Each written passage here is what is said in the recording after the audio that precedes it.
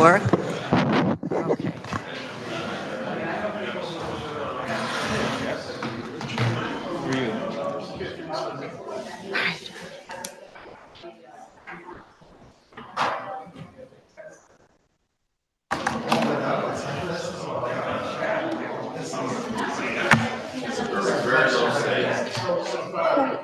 Who is that guy?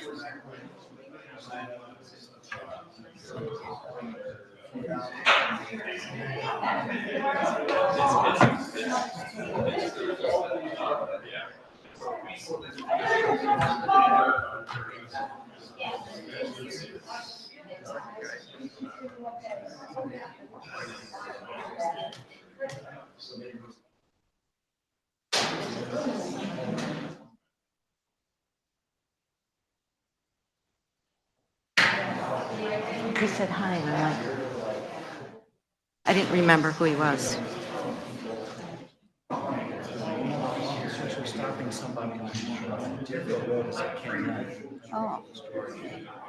Yeah, George is supposed to.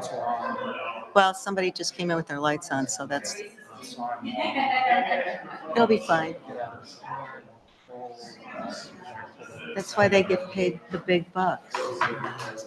I know, I know, I know. Just so you know.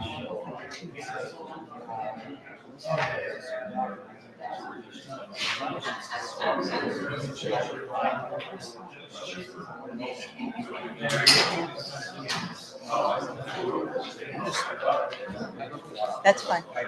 That's fine. That's fine. That's fine. Banker. Oh, yeah. Yeah. But we can't, but you know what you know what you can't get? Oh, we get good price. Wait. Oh, Casper Pulaski. That's a thing. Far up. Oh, banking. Yeah, see, we can't be closed more than 3 days in a row. So it's Thanksgiving, the day after.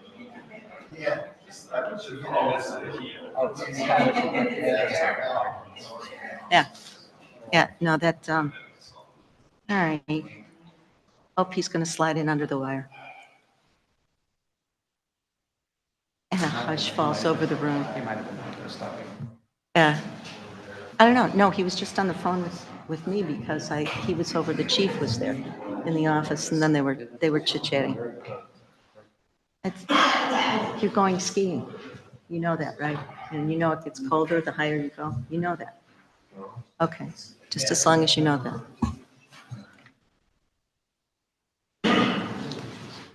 Okay.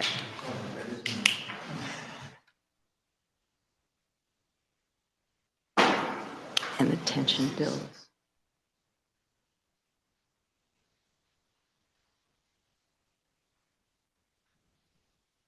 Oh my God.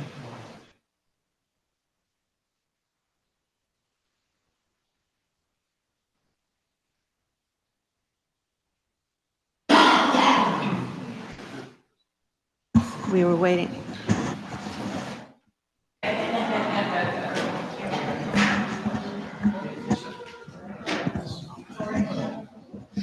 We were waiting for you. We were waiting for you. Now we'll wait for the official time.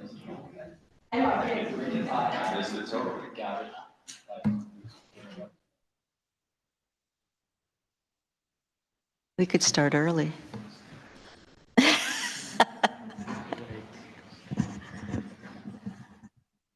All right, we'll start early. This is silly. Well, Lilia's not here. We'll give her a couple more minutes before we officially start.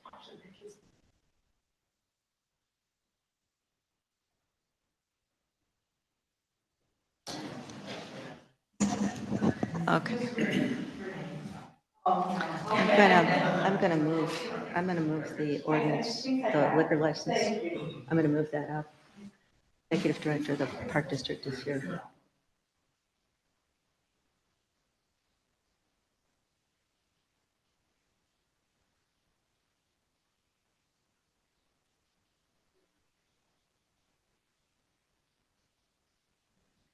Couple more minutes. One more minute, Lilia. One more minute.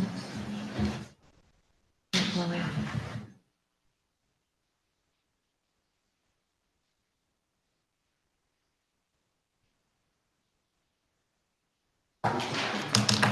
promptly.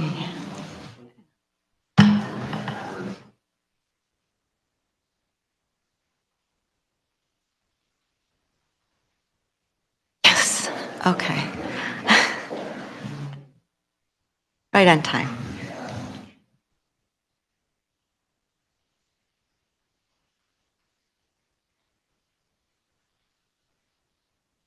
Right on time. Okay, I'm going to call to order the Board of Trustees meeting for the Village of Riverwoods. Would you please stand with me and say the pledge?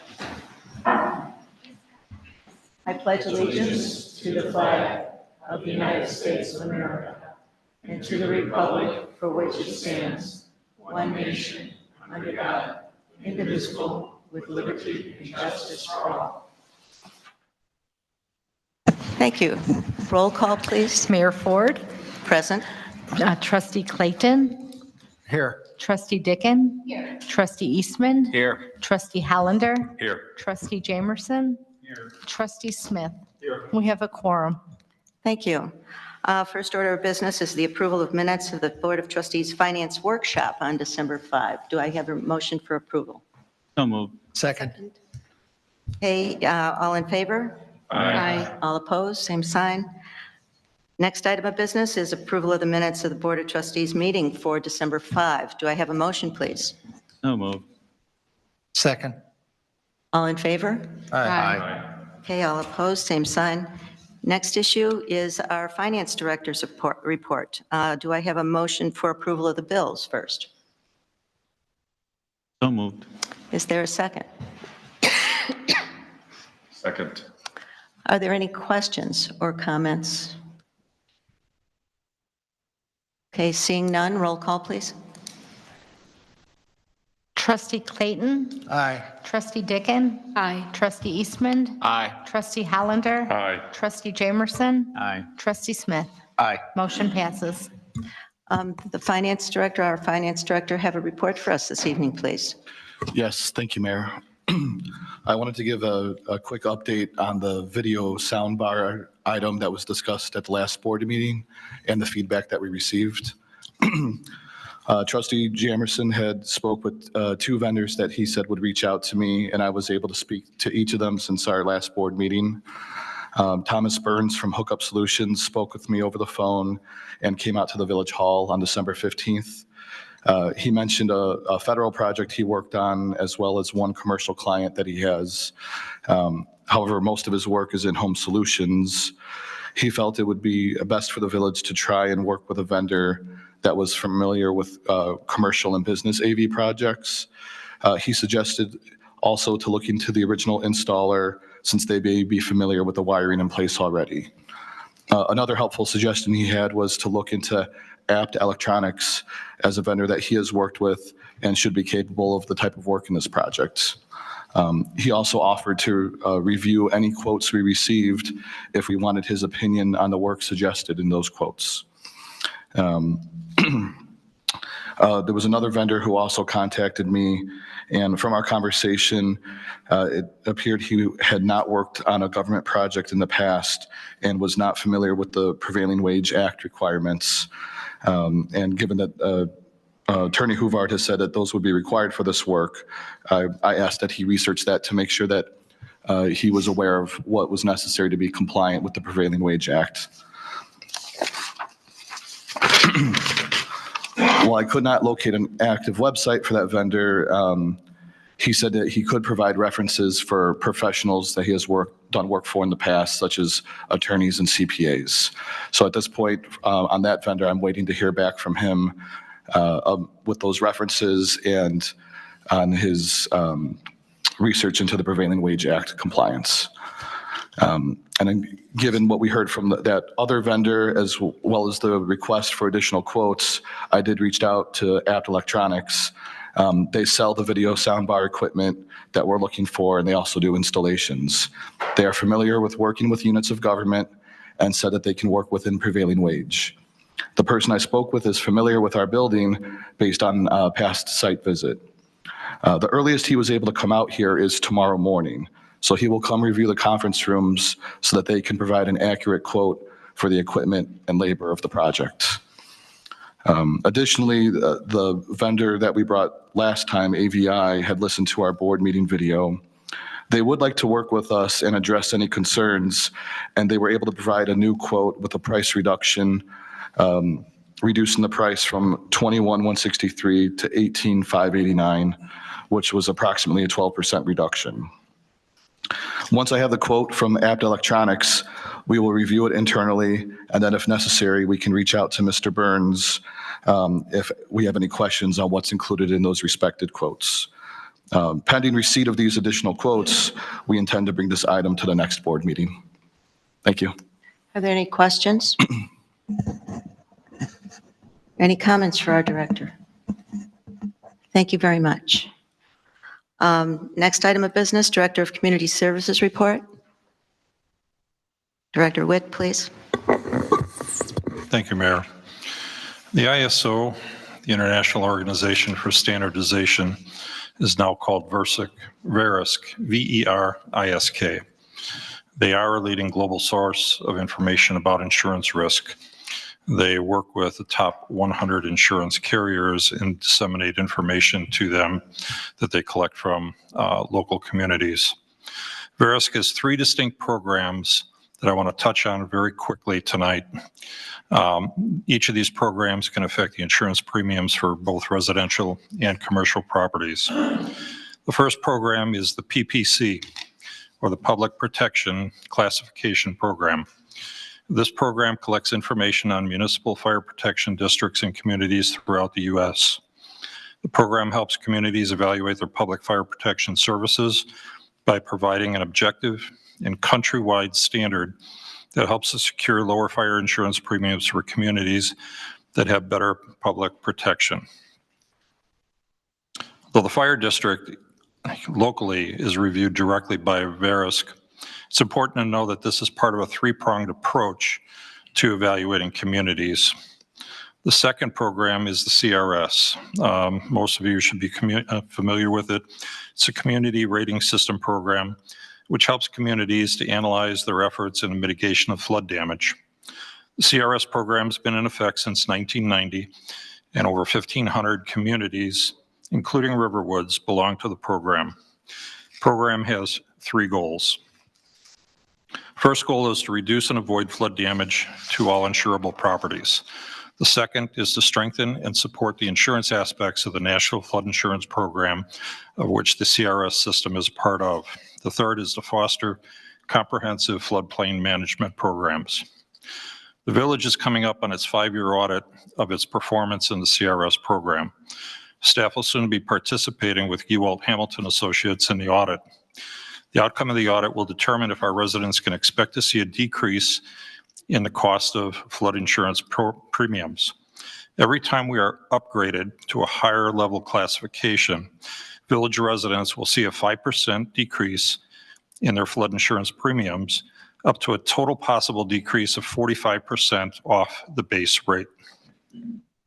So working to effectively promote, implement, and manage the floodplain program can be very cost effective to our residents. And then third, the BCEGS, or Building Code Effectiveness Grading Schedule, assesses the building codes that are in effect in a community, as well as assesses how well the community enforces those codes. The implementation and enforcement of effective building codes results in safer buildings and less damage from natural disasters such as windstorms, earthquakes, and flooding. A representative from VERISK will be meeting with the building department sometime in February 2024. And as part of that review, we fully expect that VERISK will look toward the village adopting a newer version of the international building codes, since they typically like to see new codes adopted every 5 to 6 years. Again, as with the other programs, the better a community scores in the program, the lower the insurance rates will be. So collectively, we hope to see a reduction in insurance premiums for the residents of Riverwoods as part of the latter 2 programs. That's all I have tonight, Mayor. Are there any questions or comments for our director? Trustee Hollander, please. Do you know what percentage of our residents participate in the National Flood Insurance Program? I don't have a number on that, no. But typically, anyone that's in other communities, typically anyone who's in a floodway would have that insurance. But I don't know if everyone within a floodplain does. The reason I ask is it relates to what we're undergoing the process now. I don't know, for the last 25, 30 years, I've always been participated and paid a premium for flood insurance. And about 3-4 years ago, I realized that I'd never flooded. And so it didn't seem reasonable to continue to flood insurance since it wasn't going to change much. But I may be wrong on that personally. And I was just wondering if it's an indication, if 10% of our residents are in the flood program and 90% are not, it's some indication of whether or not it's a problem. Of course, the reverse is true also. If 95% of our residents are in the flood program, that's because they're worried about it. Rick, so I was wondering if I don't know if there's any way to get that information, but it may be another indication or an indicator of how big an issue it is for Riverwoods. I may be able to get that information, but what I can tell you is anybody who's within a floodplain or a floodway will never get a loan through a bank without having flood insurance. So as properties turn over in time, now I know we have a lot of long-term residents here who've probably been in the village prior to 1990, so there is potential they don't have it. But new home mortgages are going to be are generally required to have flood insurance. And the flood insurance is only through the National Flood Insurance Program. Trustee Jamerson. That's exactly what I was going to say. You don't need it if you don't have a mortgage. So Right. Well, that doesn't mean people don't have it, but typically it's very expensive. The coverage is minimal. So most people, if they don't need it, they don't pay for it.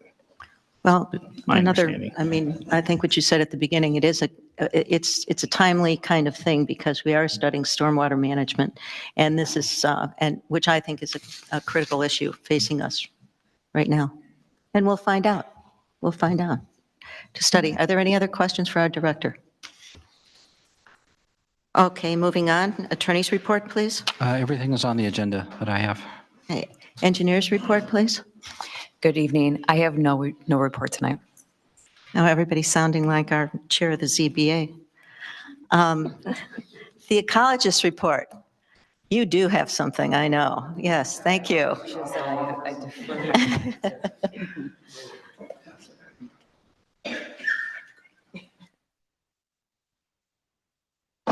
This is, yes, it works. Yes. We're getting set up here with the, Okey dokey, go ahead. yeah, you might want to swing around. We'll put like a mirror up so you can look into it.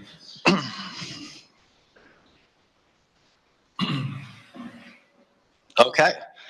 Good evening, everyone. Everyone can hear me okay? I'm going to keep this thing the right distance away from my mouth. I'm the village ecologist. My name is Steve Zimmerman. For those of you that don't know me, I've pretty much known most everybody in the room.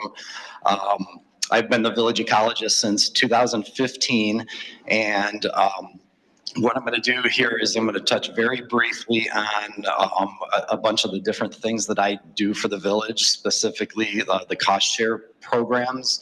I believe, Mayor Ford, is it January 18th? If you want to come, I'm giving a more in-depth kind of training to the staff. If anyone else wants to show up and learn more about that, but you can go to the next slide there. So again, I'm just going to touch very briefly. I've got a pointer in my pocket here that I might have to use if I can find it. There it is. So when I started in 2015, one of the first things I noticed in the village that a lot of people weren't aware of was just how diverse the woodlands actually are. There's several different types of woodlands. Basically, oh, of course, now it's not gonna, that's all right. The blue near the river there is a floodplain woodland or forest, and then working out to the east, the red is what's called a mesic woodland, which is kind of a moist woodland. And then the purple is what's referred to as a dry mesic woodland. And then even working further to the east, away from the river, it kind of turns into more of a mesic savanna. The other thing to note is all of those green splotches kind of all over, those are the northern flatwoods. Those are the wet woodlands that we have basically everywhere in the village. Next slide. So with that information, so that was 2015 through 2016 when that was done. From that information, then we kind of moved into 2017, and the village already had the woodland protection ordinance that everyone may or may not know about. But it was hard to implement because we didn't actually know where the woodlands were on all the sites. So we undertook a process where we actually, we flew the village and picked up multispectral imaging. We put it into a GIS program and then basically looked for signatures to find where the woodlands potentially were on each lot. That was followed by me driving around basically every street in the village and kind of spot checking all of our maps. But what we ended up with here is for every single lot in the village, there is an individual sheet that shows where the woodlands are. And this example here, actually, Mayor Ford, this is right by your house, so I picked that one. That's it. Yeah. But this isn't for your lot, so it shows more than one lot because it's hard to just show one on each page, but the lot number is on there and everything. But it basically shows you what the acreage of the lot is, what percent of it is woodland, and we use these maps for various things that we do in the village. Next slide. So that brought up, well, okay, now we have this stuff, and Bruce, you'll recall we spent almost a year then sort of talking about updating the woodland protection ordinance and the tree ordinance, and we decided, okay, well, let's just combine the two. So we did that, and then essentially overhauled both ordinances into one ordinance called the Tree and Woodland Protection Ordinance, which is completely different than any other ordinance of like this anywhere that I know of, actually, especially in the Chicago area. Nobody has something like this. In a nutshell, what it does is it allows that people cannot remove more than 20% of the woodland from their lot to do certain things.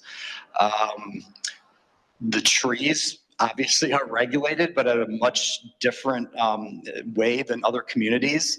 So trees that are regulated in Riverwoods are 1.5 inches and greater. Usually it's something like 6, but we're trying to save the shrub layer of the woodlands, right? So shrubs all the way and trees all the way down to just 1.5 inches in diameter are regulated. Those trees are regulated, but only certain species are actually what we call desirable and are protected, right? So we can remove buckthorn and things like that, but there's desirable trees that we protect. At the end, I'm not going to get into this deep right now, but the other thing that's unique about the woodland ordinance and the tree ordinance in most municipalities, when you remove trees, you have to replace them with more trees. The woodlands and riverwoods are actually too dense with trees. It's becoming unhealthy. And so we don't need to plant more trees. Actually, what we need to do is improve the health of the woodlands in general. So rather than requiring, let's see, if somebody wants to cut down several oak trees for, I don't know, an addition or something like that, we don't require tree replacement. We offer the option to use the money they would have paid for the tree mitigation to improve the health of the remaining woodlands on the lot in general. Go to the next slide. Okay, moving forward in time, this is still 2018. So then we passed that ordinance. I think that was in February, I want to say, of the board in 2018. So then later in 2018, we moved on to the village lots. So, okay, we're managing through the cost share programs. I'll get to that, the village lot, residential lots. But the village has several lots. They have, I don't know how many acres each one is. It's probably up there somewhere. There's 35 total acres in the Chianti lots across the street, the Village Hall and the Village Hall North lot, the Rivenburg parcel, and Woodland Preserve at the police station.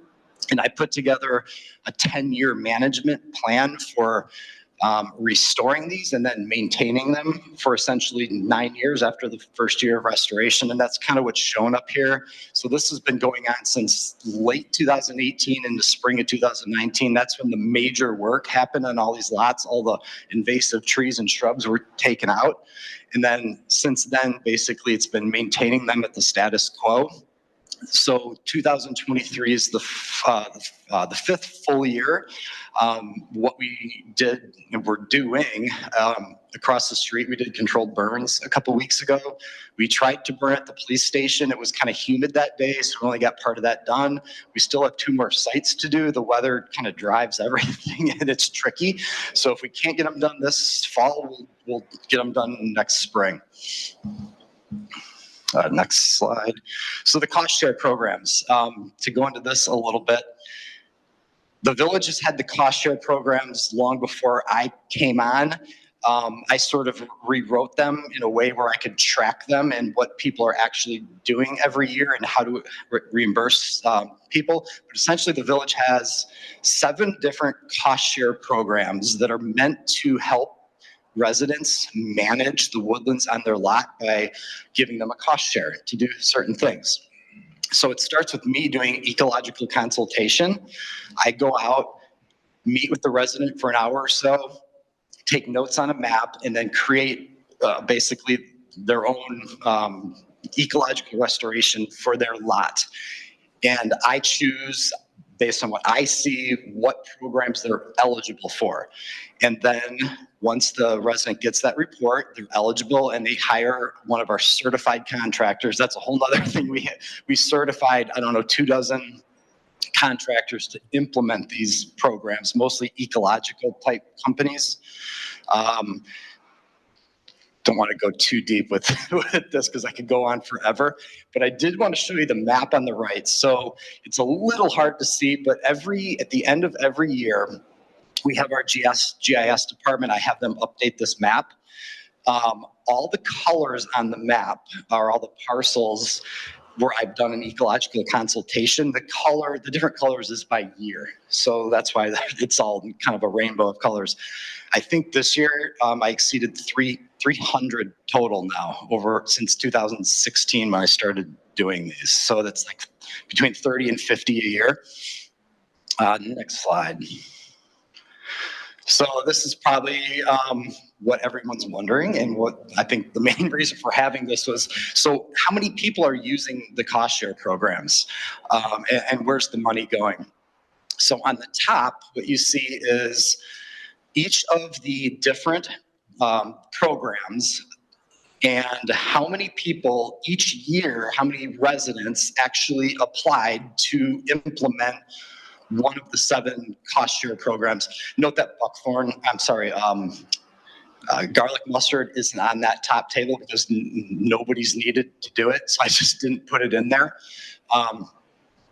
But you can see by year, I'm not going to go into this, we've had basically 39 people in 2016. 2017 was a big year because that's when a lot of people had me out the first year and then started implementing things the year after. And that's why you had 62 people in 2017. Then it kind of levels out. 2020 was kind of a big year. I think everyone was at home and needed something to do and had me out. 2021 was a low year. So again, it kind of goes up and down. There's no real pattern to it. 31 people this year applied for a program. But to point out, the canopy thinning, which is removing invasive trees, and the invasive shrub removal, which is mostly for buckthorn, are the 2 most used programs, followed by planting trees and shrubs. And then the table on the bottom is a sum of what the village has given out for cost share for each of the programs, and then by year it's summed. The number again, without getting too deep into this, the number at the bottom, if my pointer worked, that'd be great, but it doesn't. The lower right corner, the 56,000. Oh, there we got help. That is the average per year that the village is giving out in cost share. From 2016 to 2023. If you move up that line right there, you can see the 23,000 that's under the invasive shrub removal. That's by far the most used program, followed by the canopy tree removals, an average of about 10,000 a year, and also the native tree and shrub planting is about 10,000 a year, and the seeding. So the thing to point out is people are using the invasive shrub removal program more than any other. That's mostly for buckthorn removal. I think quickly on the oak decline. So I have to bring this up because if you haven't noticed by now, there is major oak death happening. It's not just Riverwoods, it's the entire Midwest. I'm seeing it everywhere I go, and it's disturbing. It started in 2018, 19, and 20 were some of the wettest springs on record, and it led to root rot in certain species of oaks, mostly red oak and white oak. And what happens essentially when the root zones, aren't taking up nutrients, the tree becomes stressed. What you see is this antlering, which is the top photo on the right. So that's the first sign of this oak decline syndrome, is you get antlering. So the tree doesn't bud out on the tips. Usually the white oaks will last a year or two and then die. And I'm finding with the red oaks, the picture on the bottom right is they will suddenly die in the middle of summer. What I've heard from people is it's like I woke up one morning in August and the trees, all the leaves were brown. And that's what I'm reading too. That's basically what's happening. But the roots get, again, damaged, and then secondary things come in like other fungus and the chestnut borer, drought periods. So that's why it's called a syndrome. It's just a combination of things. It's basically, from what I've been able to tell and done some testing with Bartlett Tree, is it's all starting with this root rot that began in 2018. Last slide. Just kind of a recap. So related to the oak decline syndrome. So every year I do, about 100 to 150 tree removal permit applications that I have to review. This year was among the highest at 150. I would say 8 out of every 10 applications that come in now have oak trees as the most common species coming out. Back in 2015, 16, 17, and even into part of 2018, it was rare to see an oak tree on a tree removal permit unless it was related to a development or something like that. But I wanted to point that out. And then one other thing that I've talked to Mayor Ford about, and I'm going to go ahead with, is I'm a member of the the Society for Ecological Restoration, and their Midwest chapter. They're having their annual meeting at Purdue University, and I'm going to give basically a talk, kind of just like this, to several hundred people in the ecological world, just to show like how unique what the village is doing is. I think we might have some questions now if you're Figured. good. Yeah, I think so too. Trustee Hollander? In years past, if I remember correctly, you've made a recommendation, if we're going to replace trees, to get swamp white oaks as among the premier tree. Through my own ignorance, is that the same as a white oak? Is a swamp white oak? Yeah, so a swamp white oak is different than a white oak. Okay. And you got to go by scientific names. So, because common names, I'm using common names, but the scientific name for swamp white oak is Quercus bicolor. Okay. That's swamp white oak.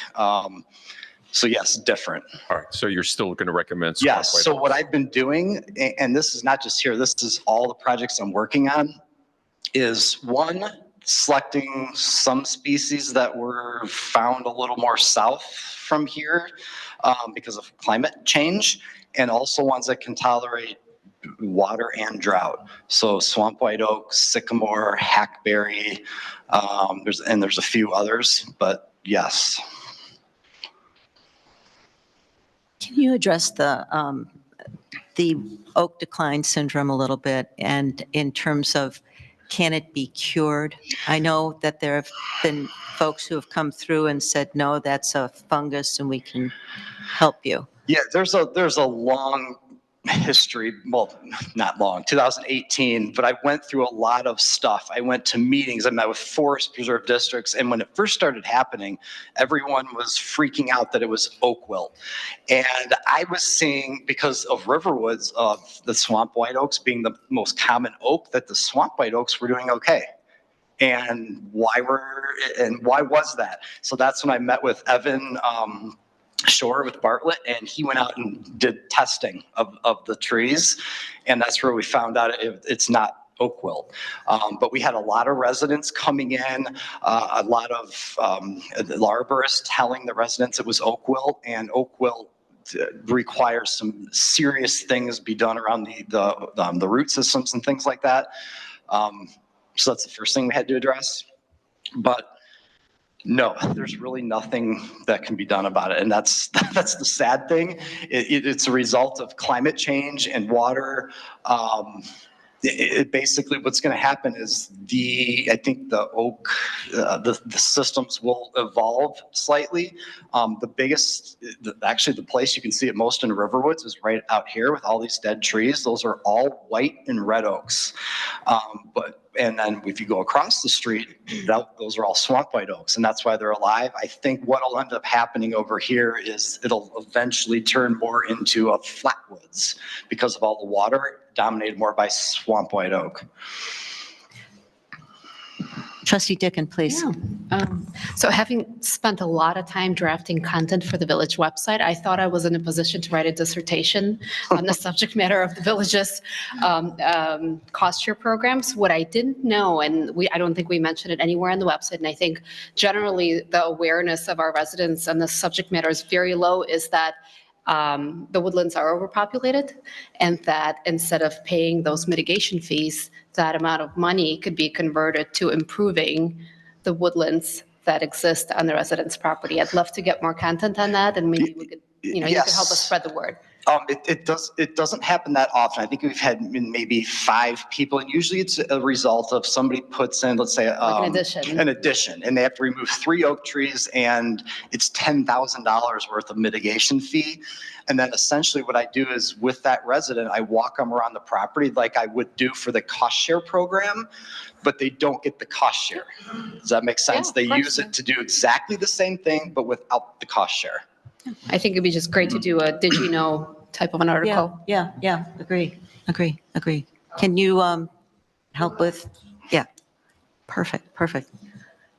Trustee Eastman, please. No, I was just going to say it's good that you presented that data on the cost share, because I think there was a thinking that, maybe residents weren't utilizing the cost share program as the years have gone by, but it really looks, when you look at the average, right, it seems like it goes up and down and then kind of back up, but people are still utilizing it, and there really isn't any discernible pattern other than maybe economics and certain. Yeah, and Randy and I were just talking about how to, through the RPC, how to get more people to do that. And I showed you the map, and I said, well, I can give you that map, and you can try reaching out to the people that first haven't even done a consultation with me, and start there. I think a few years back was Open Lands that sent out, I forget the woman's name now. Yeah, I know. Yeah. But we met with her before she went out saying, look, you're kind of confusing residents, by going out because of our cost share program. So we let them know, tell the residents about the cost share program. So I think that was one of the years it went up, because they were telling residents, Steve's got to come out if you want money. And then I would do the second visit. We haven't, I don't think we've had any input from them, or I don't recall. Yeah, I don't recall any kind of activity. They merged. It wasn't Open Lands at the time. I think they merged. Do you know what I mean?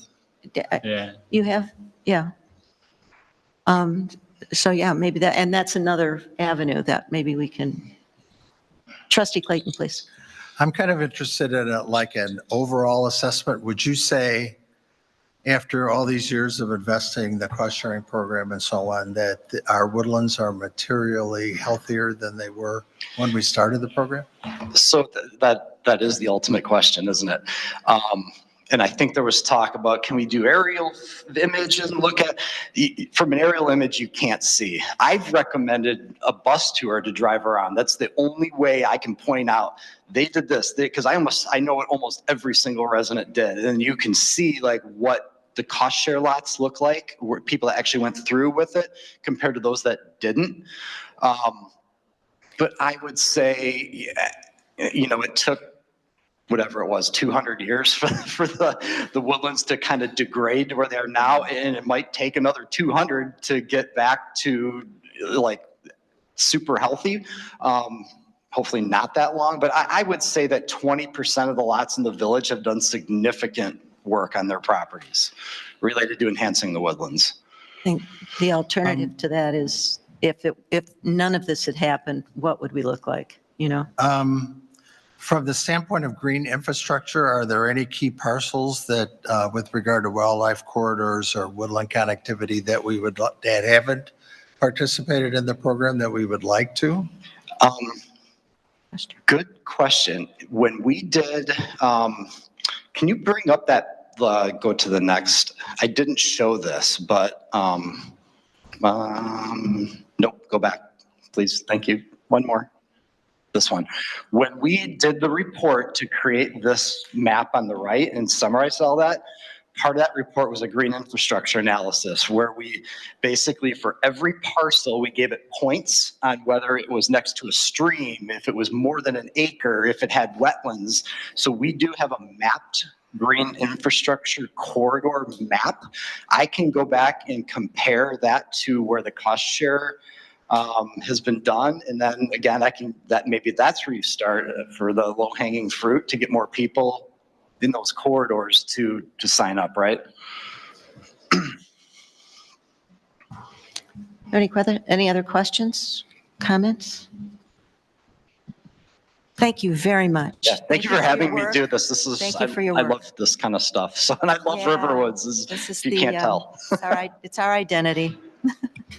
Thank you so much, Steve. Thank you. Next on the agenda is Plan Commission report. Chairman Brightcoff, do you have a report for us? Good. Very, very brief.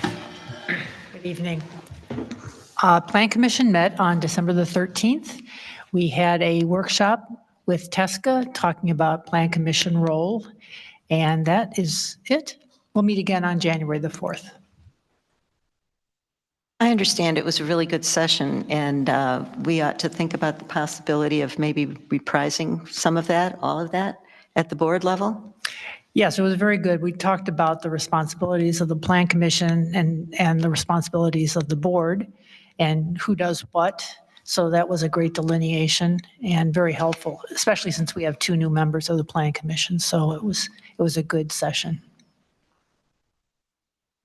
The trustees sound interested in that. We could try to work that into our agenda at some point. I agree. There were a couple questions that sort of touched on the board responsibility and some of the things that some of the board members have done in the last 6 months that might have been handled differently had we had something like this presented to us. Okay. So I think it'd be helpful. I think there were 2 board members there at that meeting. A refresher, certainly, maybe. Okay. We'll work with, it was TESCA, we'll work with our village planner then and see if we can't put that on the agenda. Sounds like a good idea. Thank you very much. Are there any questions for our chairman? Okay, thank you. Thank you. Thank you. And our chairman of the ZBA, Boy, I can just wait and say I have nothing to say. Okay. Thank you, Sherry. Thank you, Chairman Grederer. Next on the agenda is the police report. We have our commander with us this evening. Good to see you. Glad the chief is on vacation, kinda. Thank you. Other than what's outlined in the summary report on pages 12 and 13, nothing additional to report. Are there any questions for our commander? Sort of question, is there an update on the cameras? Well, I know the chief's got the proposal that he has that he wants to get next year, and after January 1, we're going to start looking to get those obtained and start outfitting them. We have a policy, draft policy in place that we're sharing with our collective bargaining agreement with them. Any other questions? Thank you, sir. Thank you very much for coming. Next, Fire District report. Our chief from our district is not present this evening, so it's my turn. You have in your list there the list of the board meetings for 2024. And as always, as we get closer to holidays and so forth, we'll probably take a poll and see if we have a quorum or if we need to change anything. But you can put those on your calendar right now. I would like to take a minute and just take a backward look at 2023. And 2023 can be defined what didn't happen as much as what did happen. And the themes were development, village operations, and water. Starting with what didn't happen, development. There was Federal Life in Baxter. I believe most, if not all, residents agreed with the outcome. Federal Life's development was not approved by the board, and the developer in the Baxter case withdrew. There was a lot more to those stories, but common between them was resident involvement and resident action. I believe the boardroom was packed a couple of times on the Federal Life issue. We also called an additional special meeting to focus on the presentation by Lexington. As for Baxter, the board supported the Thorngate residents in their work to bring attention to the environmental issues associated with the development proposed for a property so close to their homes. The developer eventually withdrew. Now here's what did happen. Village operations. In the newly created finance department, we have a new computer system and, importantly, new staff. We started the year with a move to a sorely needed new system for financial accounting and utility billing. We also outsourced utility billing to GHA. Billing detail has improved, or really it now exists. Service has improved. Receivables are no longer an issue from roughly over $100,000. As of January 1, we will provide auto payment for utility bills. Dana Litwin has been our liaison here and deserves credit for the effort it took to bring this along. Our financial systems have been cleaned up, and we are more able to project and manage our accounts with greater accuracy. Moses Diaz, who has been with us just 1 year, in fact, 1 year today, and Director Tony Vasquez are completely upping the game in finance, bringing their municipal experience and credentials to work for us. In the building department, Vivian Hofeld continued to hold down the fort after the retirement of our part-time director and is still very busy teaming with our new director, Steve Witt, taking on some clerk duties as well, like business and liquor licenses. You heard some of Steve's plans for next year, proposals to make life a little better for residents. While Steve missed all the fun of Federal Life and Thorngate, he is now deep into enforcement of our codes and thinking forward with the Plan Commission for potential future development. A common complaint over the years has been lack of enforcement, and Steve is answering that call. So then there's water. The Water Infrastructure Committee presented its findings in February of 2023. As resources allowed, the committee met to attempt to design a financial picture of what extending water mains might look like to residents who were so affected and to the village, as the village was expected to share in some of the cost. We are hopeful to have an update at the February 2024 meeting. Then there's stormwater management. GHA announced a survey to residents early in the year to assist in determining what stormwater impacts there were within the village. A technical report was prepared in August and a presentation made in November. Recently, there was a request for volunteers to join the Stormwater Committee, and we are targeting January as a time for the first meeting of that committee. There were and are a multitude of projects we all heard and continue to hear. The best among them are the electronic newsletter. Thank you, Trustee Dicken. And the actual construction of the play area, which turned out to be a roughly, 7-year project. We plan a grand opening springtime event, Mr. Clayton. Prioritizing in 2023 was staffing, finance, then community services, and we're almost done, just working on the position of village clerk. The clerk will definitely have their work cut out for them. We have completely upped our game. It's a great team. It's a professional team. Next is what can happen. We should take a look at resident services. The greatest service is safety, of course, and Chief is in charge here. You can pass this along to him, by the way. Now fully staffed and continuously trained. The Community Services Committee was started with Trustee Smith's selection. So many great memories were created by volunteer activities that I'm hoping this new community will be able to partner with the RPC and the newly reinvigorated RRA to continue that spirit in the village. My own goal is to move the board's focus more toward policy setting and governing rather than operational decisions. We now have the right team in place to allow that to happen.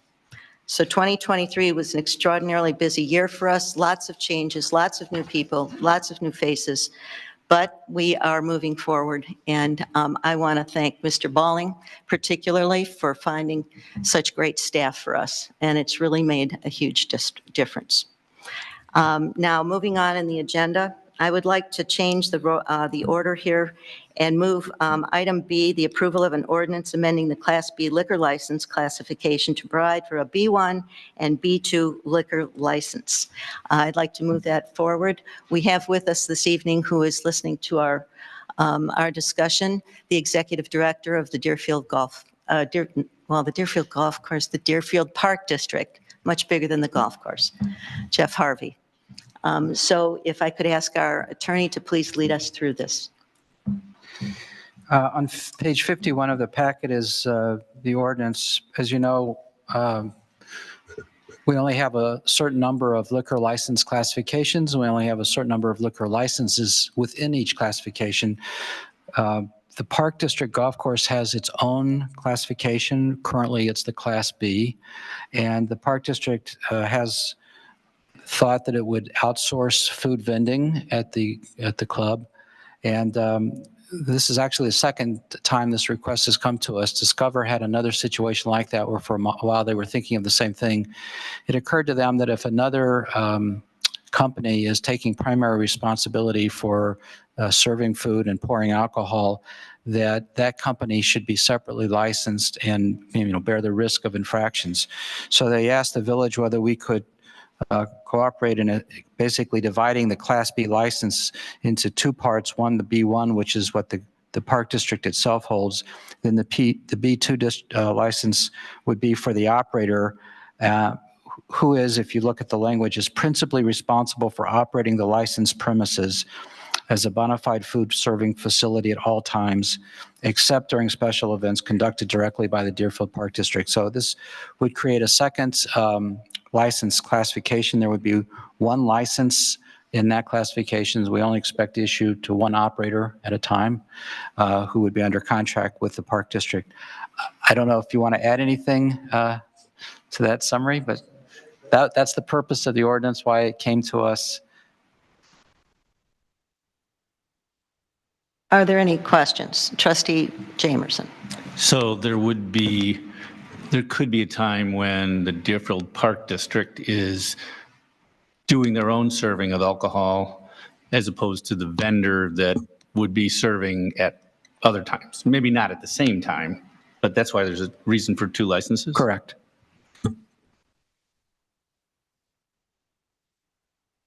Are there any other questions? Do I have a motion for first? Waive first reading. Oh, to waive first reading. Thank you. I'll make a motion to waive first reading. There's a second. Okay, then the second, all in favor? Aye. Aye. Same sign. Do I have a motion for Second reading and adoption. reading and adoption? I will never get that. So moved. Is there a second? Second. Trustee Clayton. Clayton. Is there any further discussion? Any questions? Roll call, please. Trustee Dickon? Aye. Trustee Eastman? Aye. Trustee Hollander? Aye. Trustee Jamerson? Aye. Trustee Smith? Aye. Trustee Clayton? Aye. Motion passes. Okay. Thank you and good luck. It's a great place for lunch and dinner, by the way. That is ordinance 23-12-17. Thank you, Jerry. Okay, we'll go back to the agenda then, and the first item of business here then is approval of a professional services contract for human resources consulting with WRB LLC.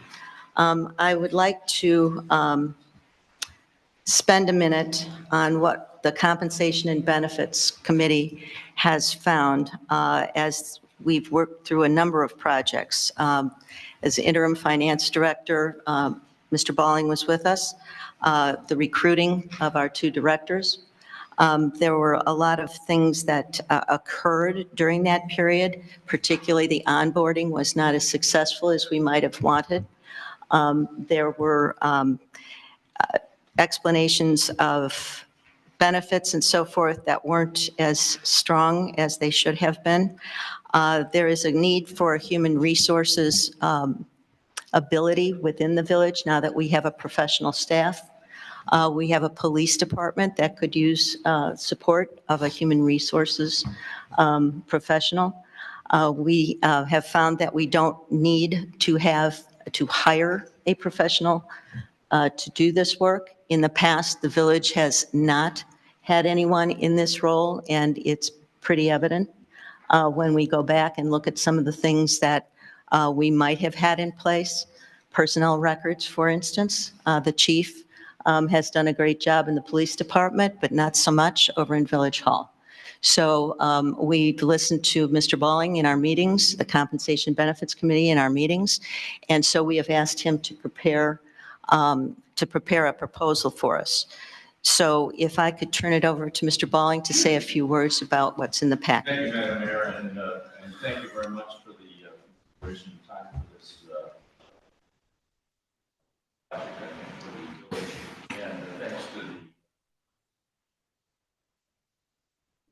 Oh, microphone, Bill. Thanks to the Comp and Benefits Committee for the time that they put in, both in the supporting us on the recruitment efforts and looking for new ways to pursue our effectiveness in a cost-effective manner. The proposal that I tendered to the committee was actually for two basic services. One was what we call project services, which are things that require really immediate attention. Our compensation and evaluation system needs some work. We've known that for a while, but there just hasn't been the momentum to move that to the next step. But some of the insights we gained from the simultaneous recruitments of Steve and Tony kind of pointed out things that we should have had. There's a record management system is really basic right now for personnel records. Police does a pretty good job. Not so much in this building and the personnel we have. So I defined 5 or 6 projects and presented it to the committee for things that would be priorities. Not that we accomplish all of these at one time, but things that need to be attended to. And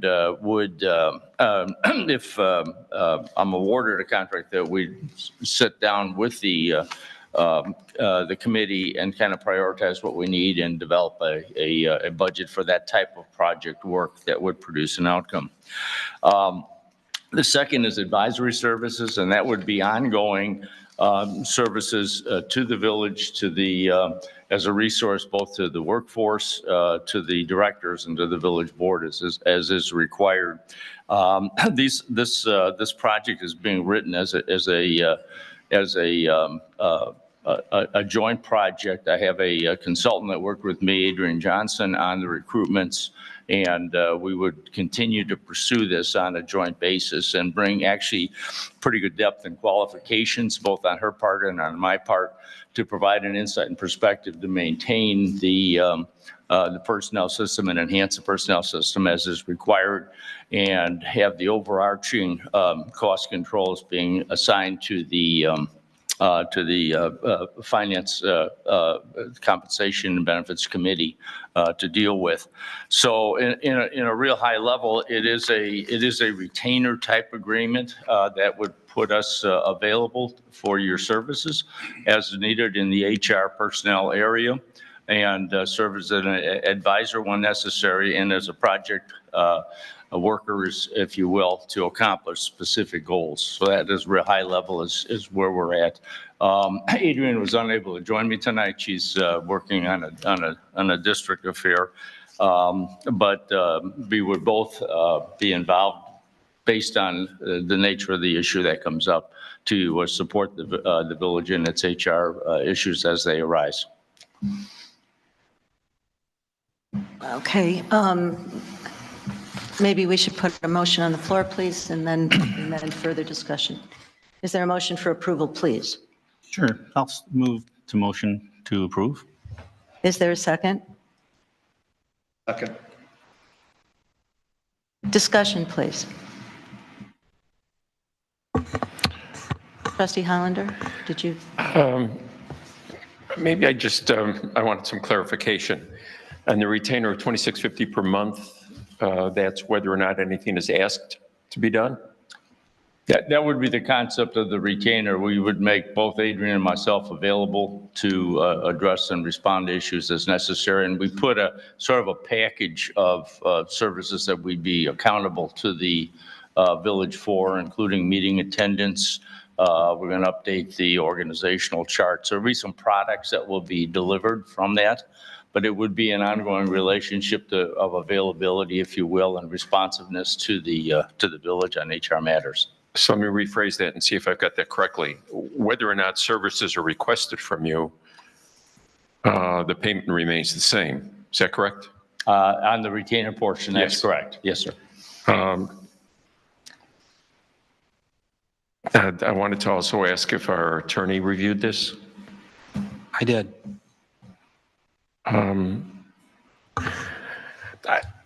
Maybe it's my simplistic way of looking at it, but we have 8, 9 employees In Village Hall. in Village Hall. We have 21 in the police department. Okay, but they're under a separate contract. Is that correct? They're under contract, but I believe that human resources is one of those things that goes past or is in addition to a contract. So I'll Really stick for with this- my original 8 or 9 employees, excluding the police department. I just wonder whether or not An investment in human an resources. investment of $30,000 per year plus any extra that might be charged on an hourly basis for other services makes sense with such a small number of employees. It might very well. I don't personally have the experience to know whether or not 8 employees requires that kind of professional oversight. So at least bring that up for maybe the other members of the board to think about and talk about and get some discussion on. Trustee Jamerson. Well, first of all, I just want to say that I appreciate everything Bill has done for the village. I think he brought in 2 fabulous candidates and who are now employees, and I think that's fabulous. I am concerned about a couple things. The retainer is, I have issues with retainers to begin with, but if you are asked to do something, and as I look at your proposal, the retainer is for tasks 3, 4, 5, and 6. 3 is partially included, and then the other 3 are included. And if you spend more time on 4, 5, and 6 that are included, are you going to bill us on an hourly basis? Well, the retainer is intended to serve the. No matter how many hours you spend. Right. Okay. Yeah, I mean, what we're trying to do is bring a high level of professional expertise at a manageable cost. We don't, Right. No, I wouldn't get be that. sitting here if I was saying we're going to make a recommendation to hire an additional position. I don't think that would be a good direction. So camping on what the village has done successfully in a variety of areas, including my services previously, but also engineering services, ecological services No, and whatnot. It's really one of our business models. I get that, Bill. That's not my question. Oh. My question is, the retainer of $26.50 a month, if you spend, that's obviously you've put some amount of time in that. And I don't know, I thought I read someplace it was 15 hours, but maybe I'm confusing that with something else. If you spend more time than you think, than your hourly charge for that, are you going to charge us more? I was trying to present a blended shared risk for a retainer. And that's generally how retainers are structured. Is I say, look, we are providing high-level access when needed, on call, to deal with, and there's a risk assessment on both the contractor and the contact party to deliver on that commitment.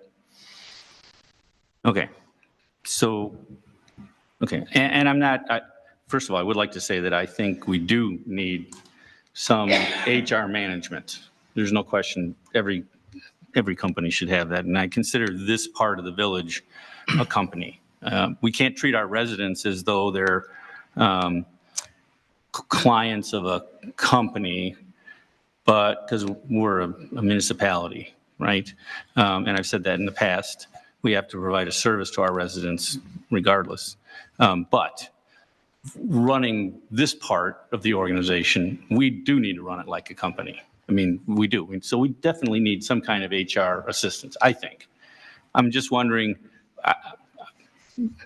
we seem to be in a pattern of, and I know we've got a relationship with Bill, and I know that's why you probably went directly to him, but we seem to be in a pattern of just going out and getting one, I don't want to say bid, but one proposal for these kind of services. And as we saw tonight, you know, the proposal that was brought last week for the audiovisual, which we may very well go with, just by going back to them, they took 12% off the price because they had competition. And I know there's other companies that do this. I know you're comfortable with them. It may be worth paying a premium to be working with someone that you've worked with in the past, and I don't have an issue with that. But I'm concerned that we're not looking at other options. We lost $1 million sales tax generator several years ago, and we seem to be in the same pattern we used to be, where we just do instead of, that's just my opinion. And I'm not on the inner circle, so I don't know what's going on. Not sure what that has to do Can I with just, it, but Attorney Huvard, please. I just want to, because Henry, you asked me whether I'd review the contract. I don't know if I would characterize this as sharing the risk. I think with professional and these types of services, I mean, this agreement is cancelable at any time.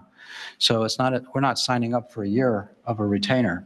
So my thought would have been that we see how it plays out. If we find that the consultant is needed to spend, 20 hours a month instead of 15, we can always adjust it. If we find out we're really only using them 10, we would adjust it. So I didn't view this as it being locking us into a contractual amount, but rather this is really an approximation of what the need might be. But legally, we wouldn't be stuck with paying that retainer for a full year. We could make adjustments at any time. Just as a curiosity, because I'm sitting here at the end of the year thinking about it, Jack Siegel was the attorney from 1986 to 2014, and he had a retainer the whole time. So the village has done that in the past. Trustee Dicken. Yeah, I work with folks on retainer type basis all the time, and I want to say that there's immense value that is brought to the table when somebody who is familiar with the organizations and the ins and outs and is aware of all the history that comes along. With that said, I'd like to see a little more clarity as to what that retainer would come with. How many hours are we looking at? And in terms of the projects that had been outlined, I'd like to see some deadlines and some expectations of completion. Because at the end of the day, we don't want this retainer to go on forever. I don't know, maybe we do, but I certainly want to make sure that there's ample projects to justify the expense. Absolutely. And I would call your attention. Oh, Trustee Eastman, please. No, I was just going to say, since we do have a finance director, right, we've got somebody in place to supervise this. Is there a reason why we wouldn't just do it purely on an hourly basis for the simple reason that, and just have sort of a brief scope and budget. I mean, certainly large tasks are going to have a broader scope. I mean, this is just similar to the type of consulting work that I do where we're basically an on-call contract, but even for a major task, we'll do an extensive scope. For a minor task, we do a brief scope. And the reason why I would say is, sort of that first year, you can see how much you're using, right? And then eventually, maybe it does make sense to go to a retainer. I mean, I guess, is that something, number one, that Bill would be amenable to? And I guess the question is, why wouldn't we do it that way? Or why wouldn't we think about doing it that way, particularly if we don't have good definition on, and then it would, we would have somebody that would manage that process and we could kind of see how it works. And I think that is part of the solution is to, we need boots on the ground for HR, and that's why it should reside in the finance, and that's why Anthony would be the lead on managing this contract, if you will. Part of it is availability. What I'm trying to present to the village is two people that are oriented, as the trustee mentioned, to the issues in Riverwoods and understanding on what the priorities of the village are and how they proceed has value to the relationship. It's both from our standpoint and I think from the client's standpoint as well, the village standpoint, if you will. And I need to link in people specifically. I don't want to bring in somebody that's not known. I work with other associate consultants, but I thought this would be a really nice fit given our understanding and the recruitment of it. And I tried to keep the retainer rate low enough to make this an acceptable start. So if there is, and I think Bruce is probably correct, this is a, you got to perform and you got to be effective and you got to be viewed as productive and useful to the organization in order to sustain. And frankly, that's sort of my mantra when I work with clients is if I'm not adding and contributing to the value of the organization, I'd be better to pursue interests elsewhere. But this seems to be a nice fit because Riverwoods is very comfortable with a hybrid relationship of contractual services and outsourcing. We certainly can't rationalize this as a new position. I mean, we had the strong need in finance and in community services, and that was really, we were deficient in those areas. And so that was really obvious. It's much, much less obvious that this would lead into an HR type position in the future. So I see it as a nice outsourcing proposal. I see it as a nice fit to the organizational and business model of the village. And I think both myself and Adrian would be significantly contributory to the efforts and the challenges that we might be facing. So I think it's, from my standpoint, I know I'm a benefactor of this contract or part of it. Right. But I just think it just feels good when I look at being here now for several months on different assignments. This is a good next step for us from my perspective and judgment for the village. Sure. No, I totally don't disagree one bit about the value and the reason why you want people that are, dedicated and understand. I'm just struggling a bit with, what the retainer would allow you to do versus just doing it on a purely hourly basis, knowing that we have a fair amount of tasks planned out. So it's not really a question of, is there going to be enough work, at least initially, right? Well, part of it is that some of these might be 6-minute telephone calls. Sure. And I know that's a pricing model that many people use and many professionals use. Right. But I'm trying to balance the value of access over value of the information over the availability.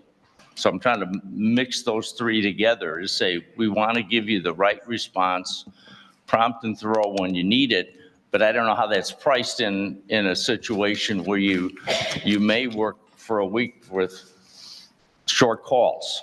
And then I've got pretty high powered people in reserve ready to act, but need something in consider from the commercial terms that makes it equitable to both parties.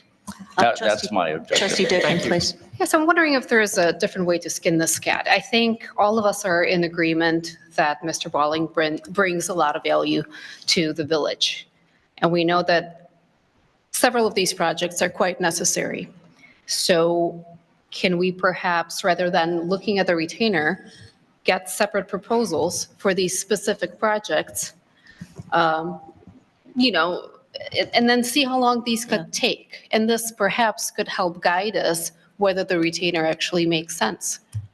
If I might add something, as somebody who is in the village, trying to manage it every day, Monday through Friday, and confronts a variety of issues that are not necessarily in sequence, they're not necessarily on the same point, and they're not necessarily something that has been in my background or frankly, probably in any of our backgrounds.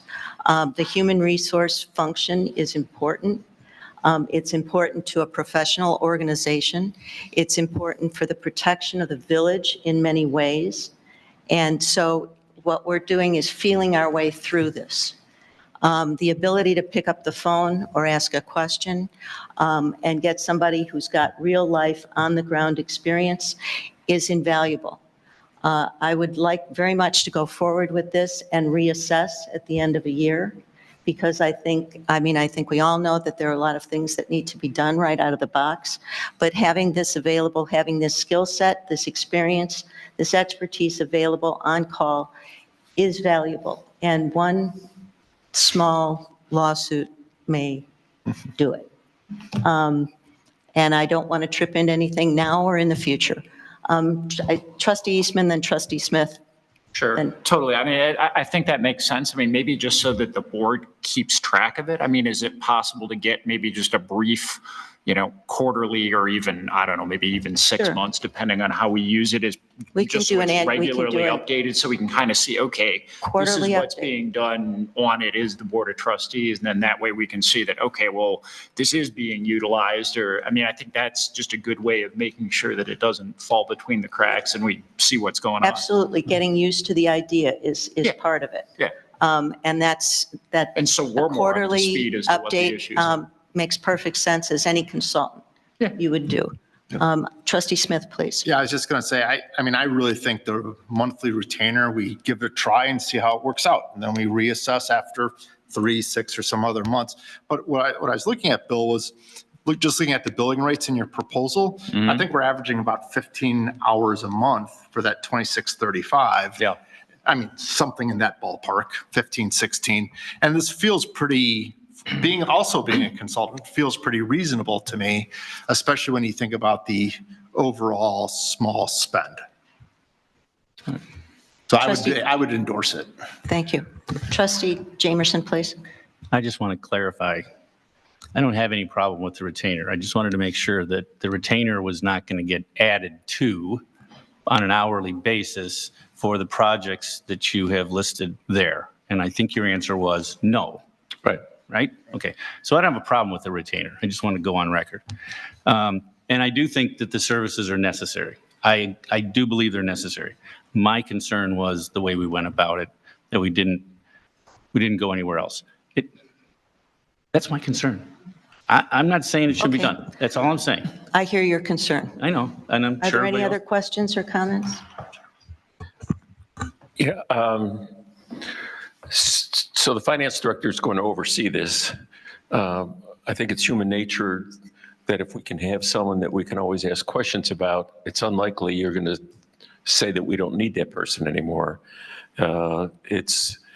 Retainers tend to be retained unless they're reviewed on an ongoing basis. Hello. Are you personally? And we have identified projects.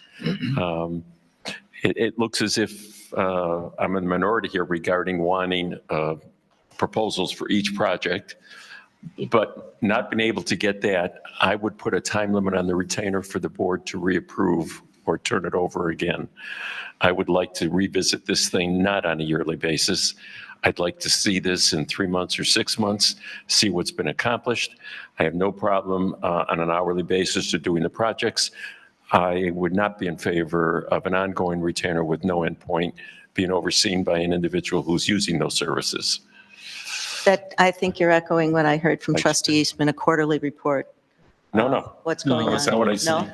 No? No, what I said is I would like to have it, needs to be reauthorized, Oh, no. which is different than having a report. Because retainers tend to be retained forever. That smacks of micromanaging on the part of the board, and with all due respect, I would hope that you would move to governance and policy as opposed to execution. Are there any other questions?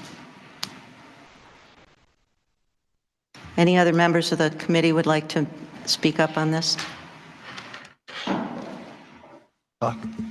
Trustee Clayton.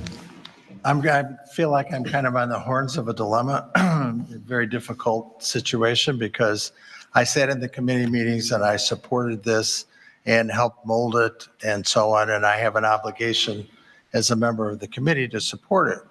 But on the other hand, debate here at the board is a reason to think through what it is we're doing and perhaps modify what we're doing based on what we hear from the other trustees. I think the debate has been very interesting, and at this particular juncture, I'm not prepared to support this. Very disappointing. Are there any other comments? Can I just make one comment? If the motion was changed, I'm sorry, if the motion was changed for a review, not on a quarterly basis, because I think that's too often. If this agreement was to be reviewed on a yearly basis, would that be? I think that was an idea that came up. You could accept at an annual basis, Madam Mayor. I'm sorry. I could probably go along with that and I'm the one who made the motion, so I'd be happy to amend it. Smith. Trustee Clayton. I do not think that reviewing this after a quarter or 6 months is micromanaging, nor do I think it's an inappropriate thing for the board to do. The board is responsible, among other things, for the fiduciary responsibility within the community. And we're spending the taxpayers' money. And if we think that we need to make sure that the taxpayers' money is being spent in the best appropriate way, then I don't think asking for a reauthorization of 6 months, and that's really what my concern is here, and now that I didn't say it well the first time. But I think that's within the scope of the board, and I'm kind of concerned that you don't think it is. We have a number of other consulting relationships that we do not do that with, and some that we don't even have letter agreements with. And human resources takes care of our staff. Human resources is important, is an important function. We have a police department. Our officers are exposed to a variety of different things. If we're going to use a professional staff, I think we need to behave in a professional manner. And I think that human resources is an ongoing and important function. And so I do think that I don't disagree with reevaluation, how it's going at the end of the year. I do think reporting back to the board, just the progress, as has been earlier suggested, how much money and what is being done, I think reporting back, but reassessing a professional arrangement periodically, I don't agree with that. Trustee Hollander. Are we able to approve this for 1 year? Would you mind us approving this We could. retainer for 1 year? We could. At which point it needs to be reauthorized? Yes. I would ask the person to amend their motion if they feel appropriate.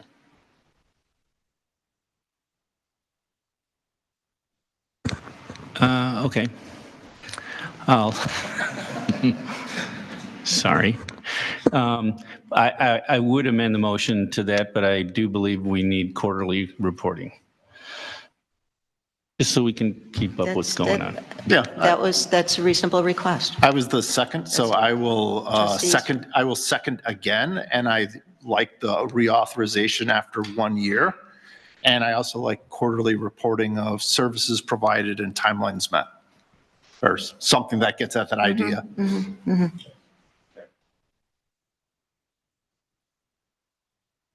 Ready? Roll call, please. Trustee Eastman, Aye. Trustee Hollander, Aye. Trustee Jamerson, Aye. Trustee Smith, Trustee Clayton, Aye. Trustee Dickon. Motion passes. Thank you. I look forward to working with the board on this. Thank you. Thank you. Yeah. Hey, I haven't had a bad day yet. So, no, it's a pleasure to work for the village. It's a great, I said this before in my closing report on the recruitments. This is a great village. You take the time to think things through, and it's a client I like to be associated with. Thank you. Mayor, I have a question for Mr. Bowling. For these, I think it's at 5 or 6 items, do you think a year is adequate to complete most of these? No. Probably should have asked that before. My plan was to work with Michael's committee and kind of prioritize what you wanted to be. It could be done. It would be a challenge. I didn't expect it to do it in a year, but consultants never say no. So I will say, yes, we can do that. Would the majority of this be able Yeah, to be done? I believe it can. But again, it ties into the priorities in terms of the projects. But Probably should have asked that before, but. yeah. I'll get it done in a year. If the year starts in January, that's great. It's a great way to measure it. We have, Thank you. there's a lot of work to be done. So we'll see. There's a lot of We'll work in see. that content. We really put that together with the committee, like what's on the horizon. But I didn't anticipate it to be a 1 year, but it could be. Thank you. Moving on. Thank you. Next item of business, approval of a resolution adopting the 2023 amendments to the Village Personnel Manual. Again, this was an issue that was vetted with the committee, and the committee came together and agreed with the changes. So I'm going to ask our attorney to lead us through those changes, please. Do any of you have one of those buttons at home you hit and go, that was easy?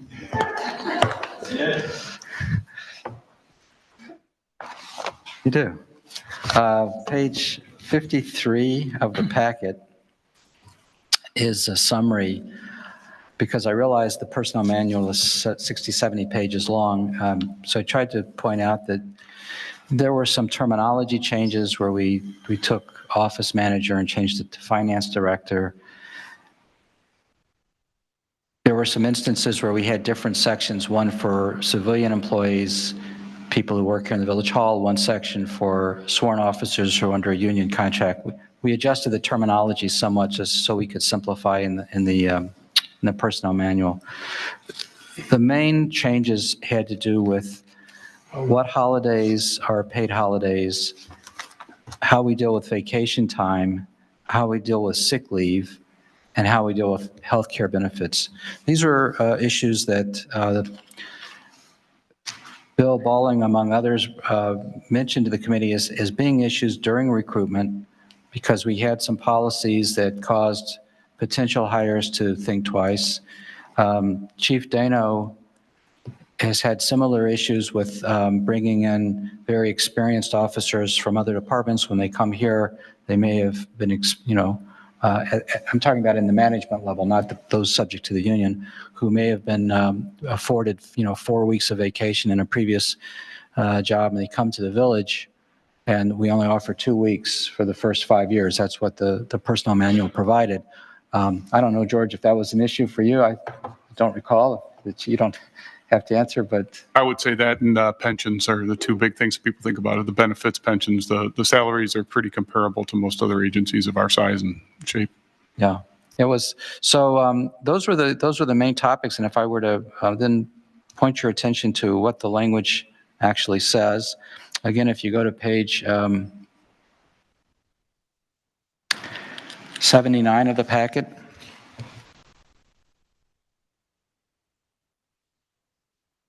The main reason for these changes, so the board adopted an ordinance opting out of the Paid Leave for All Workers Act. We're taking a bit of a belt and suspenders approach. The Illinois Municipal League, a number of law firms that they worked with, all gave different opinions that home rule communities were not preempted and could opt out of the act.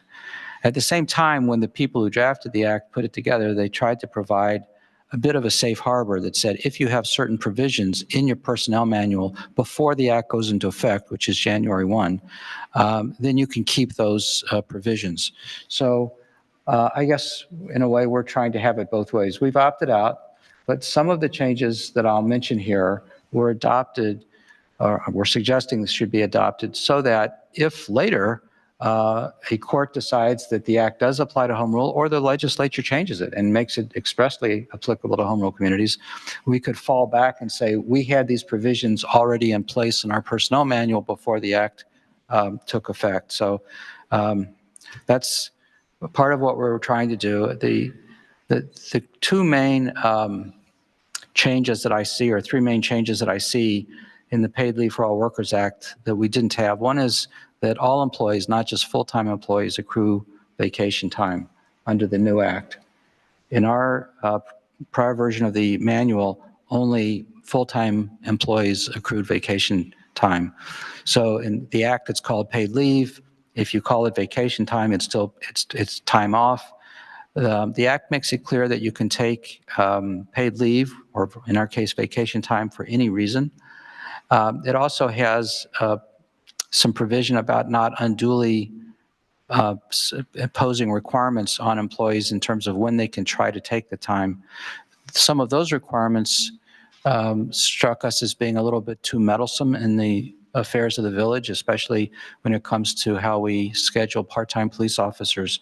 So I won't say that we managed to hit every one of the points of the Paid Leave for All Workers Act, but we did provide in this draft that part-time employees could accrue vacation. So I directed you to page 79 of the packet, which talks about paid holidays, and then I started talking about vacation time. That's just to test whether you're paying attention.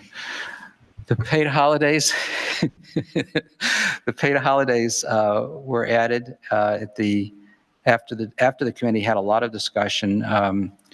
These are days that are given to state employees by the state of Illinois. They're not required to be given to municipal employees. I want to be clear about that. Some of these days are given to the police officers. When we look back at the union contract, we saw that they had 2 additional days that the village employees were not getting. This adds all of the available state holidays to the list of paid holidays. I realize that's a subject of discussion, but I'm just pointing out that's something the committee discussed also at some length.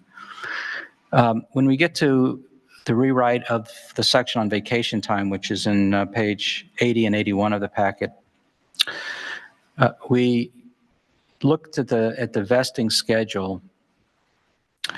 So we not only provided that all employees accrued vacation time, but we looked at the rates at which they accrue time. The village, prior to this change, had 2 weeks of vacation for the first 5 years of employment, I believe. And as Bill Balling had said, this had been an impediment to recruitment. In fact, we specified other arrangements with our hires in their separate offer letters. So the committee recommended a schedule that gives 2 weeks of vacation basically in the first year, and after that an employee would be eligible for up to 3 weeks of vacation. Of course, everything is parceled out in number of hours. So if you take 120 hours and divide by 40-hour, someone who works a 40-hour week, that's 3 weeks of vacation.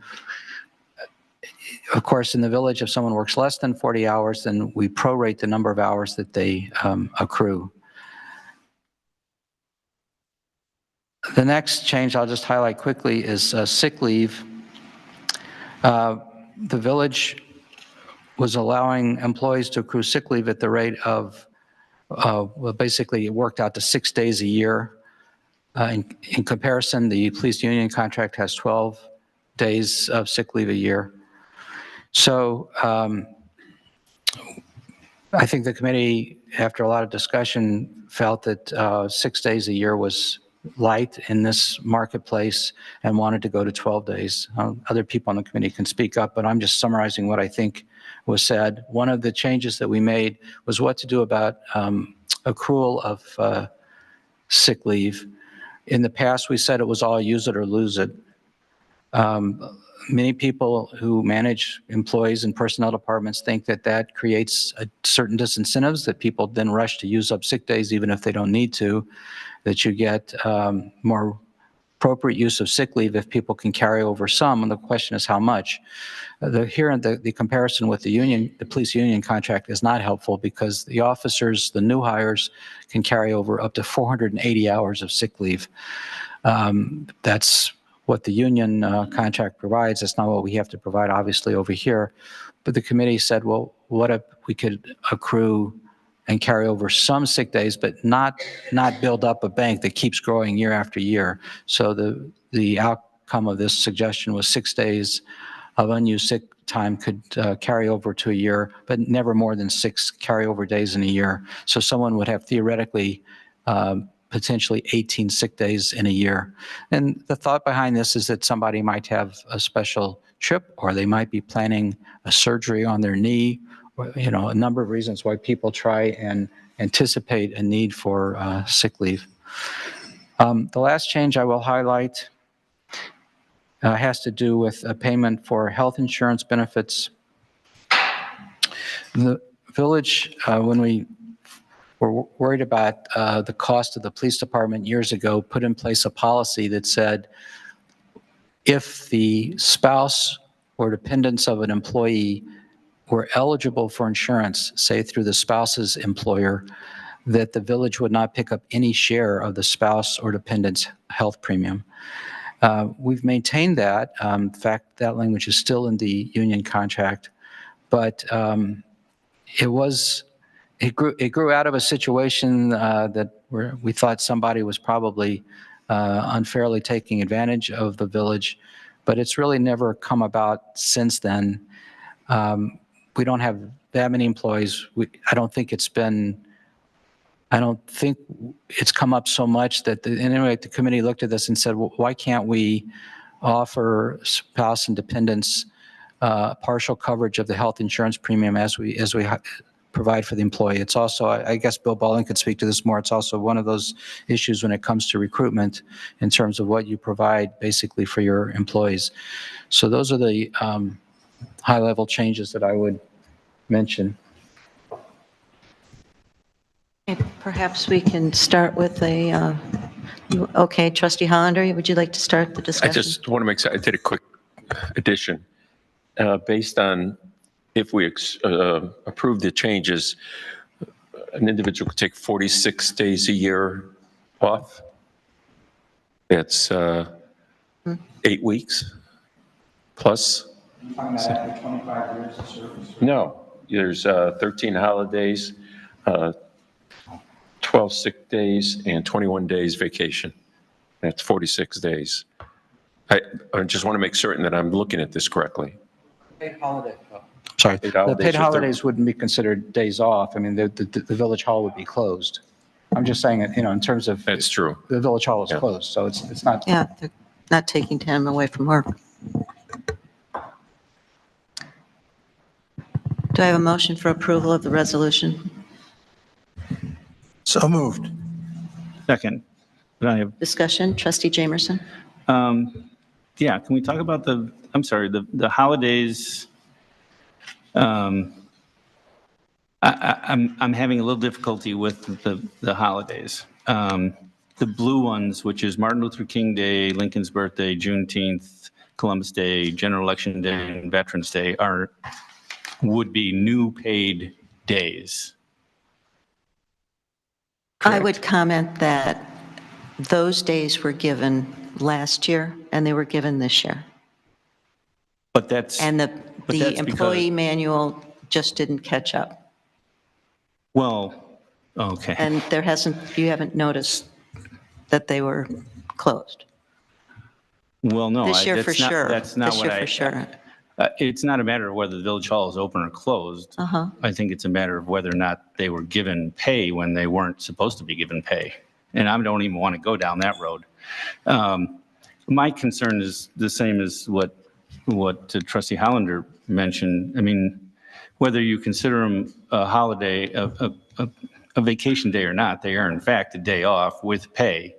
So I'm concerned about that. It may not go anywhere, but I'm concerned about that. The other thing I'm a little concerned about in talking to myself and answering, which is a little concerning as well. On the first year of an employee's, and there's actually a perfect example, it's given in the document.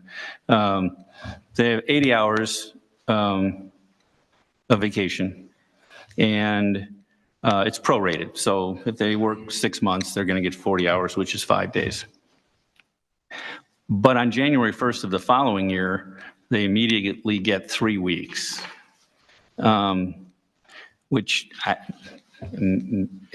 plus the sick time, which is really hard to, bless you, determine whether or not they're actually sick.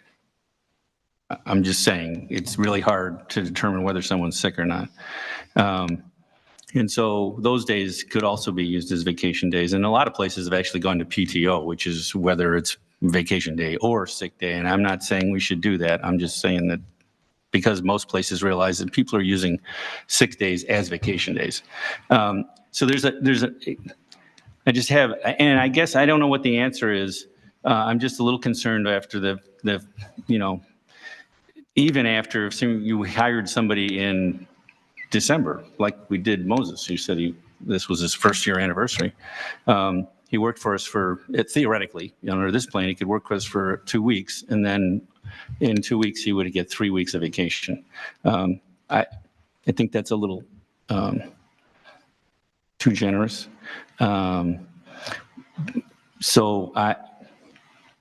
Just my comment. I'm not saying I'm going to vote against this. I just think it's something that maybe should be thought about in the future.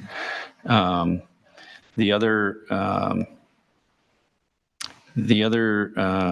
issue is not an issue anymore. You did have one other thing, and I'm sorry, I lost my train of thought. Okay, I lost my train of thought. If it comes back to me, great. If not, sorry. Trustee Dicken. Yeah, I'll be blunt. I have a big problem with 12 sick days. I think that's a whole lot of time to be sick. I get that we have COVID, the last couple of years, and people have been sick more than prior to that. But 12 sick days, I mean, you could kind of get sick right around Christmas and other major holidays, which would be hard to track. So I know a lot of companies are switching over to just paid time off. But, if there is a consensus to stick to the 12 sick days, I would suggest that perhaps some of those would be qualified as work from home days, because at some time, over COVID, I know that there was a policy to not be present at the village hall, but that doesn't necessarily mean that a person is bedridden and incapable of working. It appears to me that most folks who work in the village hall could be working from home. Trustee Hollander? So this is a package. In other words, we can't, we're not, No. Any one of these provisions, I can, with the pen, change before it's voted on and approved. I mean, in other words, it's not an all or nothing. Yeah. Each one of these things was debated separately by the committee. You know, each one of them was a product of, and this isn't the starting point. Got it. You know, All right. The committee had either. So, well, my last comment is, although I, along with Trustee Jamerson, I'm probably going to vote for this.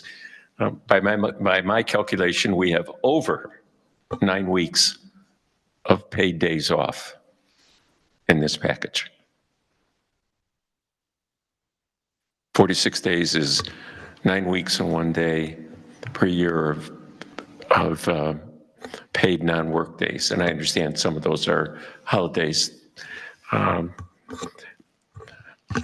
It seems like a lot, but I don't have a strong objection to it. It seems like a lot relative to the old work rules that we used to live under. And in this day, we're confronted with, in a municipality, the pay is not at the same level as in corporate America. Time is becoming more valuable to everyone. And so time off is, you know, if you have the same amount of work, but you're getting days off, there's a trade-off in there.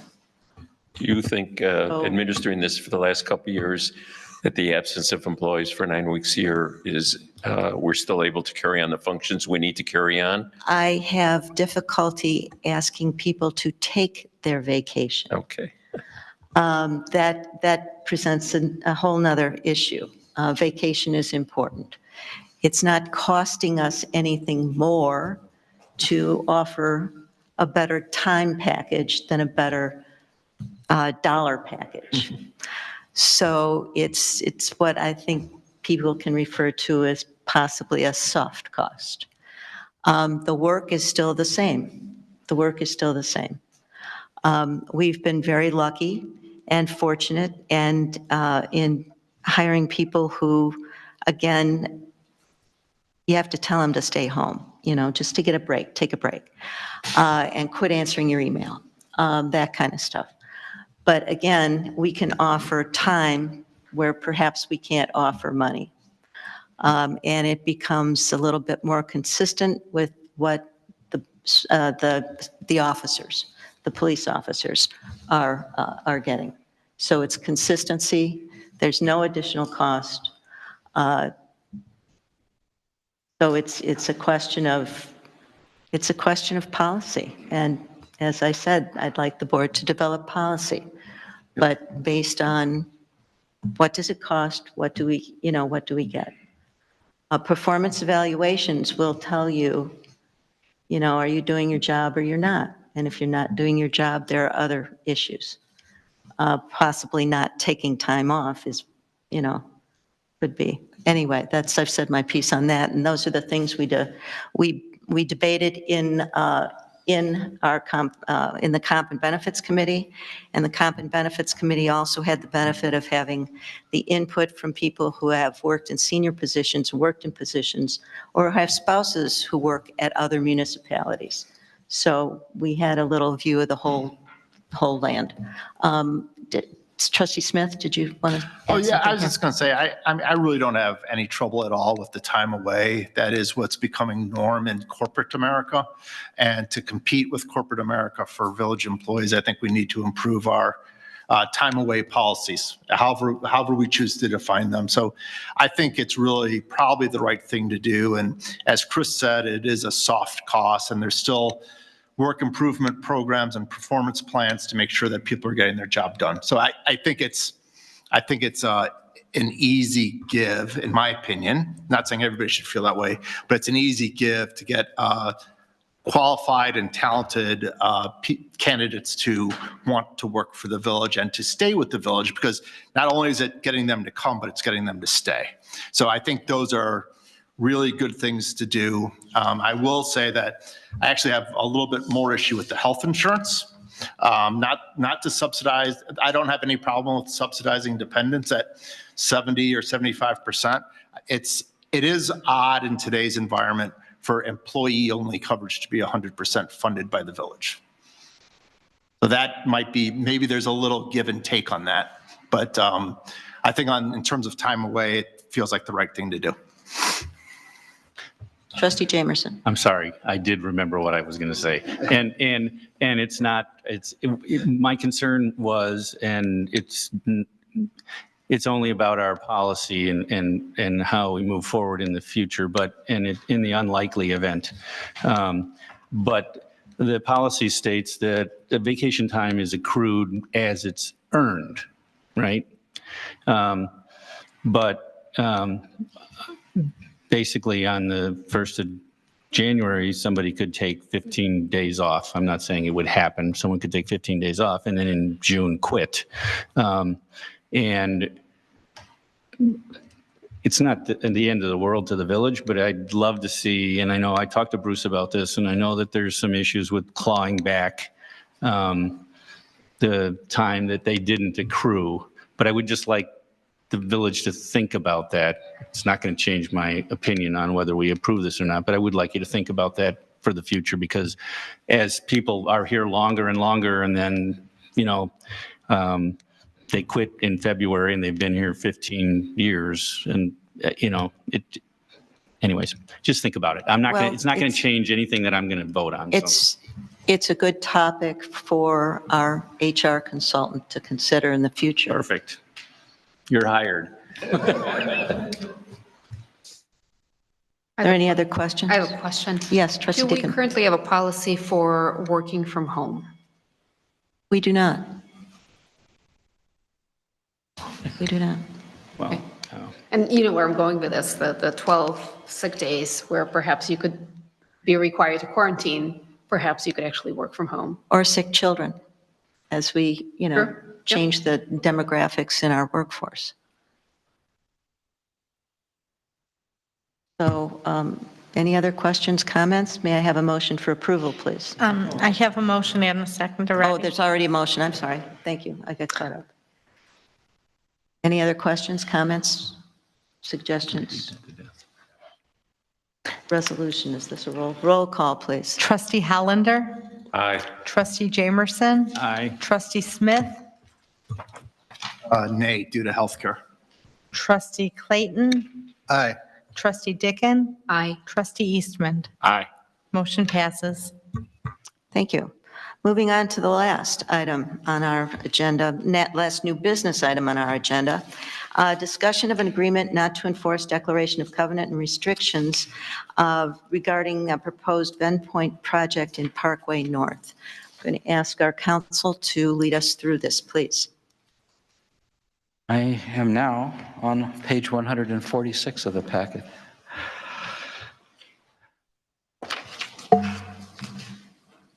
I think the gentleman is here with us tonight. Am I right? Yep. Nick, are you there? Okay. We were approached by a developer interested in developing one of the the last remaining parcel in Parkway North Center, not for office, which is what was anticipated years ago, but for townhome project. If you look at this page in the packet, we've superimposed a site plan of Parkway North, and in the red outlined area is the site that borders, you see it borders Saunders Road, that's proposed for the townhome development. If you go to the next 3 or 4 pages, let's see, this would be page 149 in the packet. There's a site plan. The developer is Ven Point Residential, I think is the correct name. The representative is here tonight, so we have questions, we can ask him to answer them. The site plan is completely conceptual at this point. This is what the developer would like to see there. The site is in the village of Deerfield. It will need to go through Village of Deerfield planning and zoning, possibly a planned development, possibly special use, possibly variations. I don't know all what would be required. I have talked with Andrew Lichterman, who's assistant village manager in Deerfield, He said it would go through the normal procedure, and just as we look at proposals and ask for changes and modifications, he was pretty sure Deerfield would too at some point. But the importance of just looking at the site plan is understanding, and I think the very next page in the packet, page 150, shows you what's involved here for Riverwoods. The village was granted a right to enforce a restrictive covenant back in 1985, which we described in the packet, that any development in Parkway North, the site, had to be a minimum of 300 feet. The buildings themselves had to be a minimum of 300 feet from the center line of Saunders. The hashed red line, which is illustrating the 300-foot building setback line, you can see that a number of the townhome buildings, almost all of them, either intersect the line or are located nearer to the center line of Saunders Road than the 300-foot setback. The parking setback is 100 feet, and I don't see that the proposed site plan would violate that. They would maintain a landscape buffer and berm along Saunders Road. So in order to evaluate the impact of this on our residents, Director Witt worked with the developer to ask for a cross-section, or what I called a line of sight exhibit. If you look at the very last page, I think in the packet, what this is attempting to show is the sight line, the view of the homes, the few homes in Thorngate, which would be looking across Saunders uphill at the elevation of, across vegetation, and probably see a part of the roof of the buildings. I'm going to let Director Witt go through this in a little more detail with you. I just wanted to kind of give you the high-level overview. The restrictive covenant was given to the village in 1985. It runs for 40 years, and then it expires. So it goes away in 2025. It was granted to the village at the same time as the village entered into the boundary agreement with the village of Deerfield. I suspect issues were intertwined. Under the boundary agreement, as I mentioned here in the memo, Riverwoods agreed not to annex property on the east side of Saunders Road, and that the planning jurisdiction of Deerfield on that side took precedence. Deerfield agreed not to annex property on the west side of Saunders Road. And I think in arriving at that boundary line agreement, this restrictive covenant was part and parcel of the negotiation, so it was a separate document. But it expires. It doesn't have a renewal or an extension provision. Village of Deerfield has said the developer, because they've told me this, that they would not process the developer's application for zoning while the restrictive covenant was in place, unless the village of Riverwoods indicated it was willing to not enforce it or suspend it. Otherwise, as far as the village of Deerfield is concerned, this can't be built. Why would they process an application that can't be built at the present time? We also scheduled a meeting with some of the officers from the Thorngate Association, so that they were made aware of this request, that the village consider waiving the enforceability of this restriction. And after looking at the development, the site plan, the same materials you're looking at, the cross-section, I think the feeling was that there was very little impact to very few homes in Thorngate. As you know, from the Deerfield Road expansion, there's going to be a sound wall built along part of Saunders, which also blocked the view of some of the homes at the farthest north. They were a little concerned that the playground on the Thorngate property would be visible to residents living in this townhome development in the future. They might view it as a public playground. Thorngate would like to make sure it's understood that it's the playground of the association. It's not a public playground, and requested as some consideration for this that some additional screening be planted along the edge of the playground, which would screen the view, 4 or 5 pine trees. This playground area is just north of the reservoir, if any of you know where that is, that the village of Riverwoods has on the Thorngate property. Finally, and just in terms of how the village could go about doing this, and I've had the conversation with the developers, representatives, I don't think the village should act immediately to cancel the restriction a year before they expire, because we don't have the final site plan in front of us. We don't know what the project in Deerfield's going to actually be. But I think we could enter into an agreement to agree that says we will agree to terminate the restriction when we see the final site plan, provided the plan is no more intense than this, no higher, and not basically not affecting what we think our residents experience from the line of sight analysis. Height is really height and nearness to the road. That in other words, they maintain the buffer that they're showing in the site plan. They don't come closer to Deerfield Road than they're coming here. So that's a conceptual, analysis, but basically you could define it in agreement, say if you're, because it won't be, this site plan won't be the site plan that comes back to us, but the point is that they shouldn't be having higher buildings or more buildings that are closer to the center line than they have, because otherwise the village is, not really previewed what that would mean for the residents. So that was, generally speaking, I think it's a reasonable request that the village consider this, especially given the fact that the restriction is going to expire anyway in a year. Village of Deerfield is, plays it cool to the vest. They're agnostic because it hasn't come to the village yet really, and they haven't applied. But, in terms of a use at Parkway Center, Andrew Lichterman said, office uses are not in demand right now, and this looks to be like a use that could, with appropriate revisions, fit in. When we had our discussions with representatives from Thorngate, we had another thought that was actually very interesting. I don't know if Barb Raff is here. I know Catherine is here, but that actually having a residential component over there might be even more insurance against the wrong kind of development later appearing on the Baxter parcel. Then we have more residents who have a stake in what happens over in the neighborhood. So that was their feeling. Now I've taken all your thunder, Steve. But if there's anything, about the line of sight analysis, I couldn't really explain it. If there's anything you feel like needs to be pointed out, or if someone has a question, Steve would be the person to ask.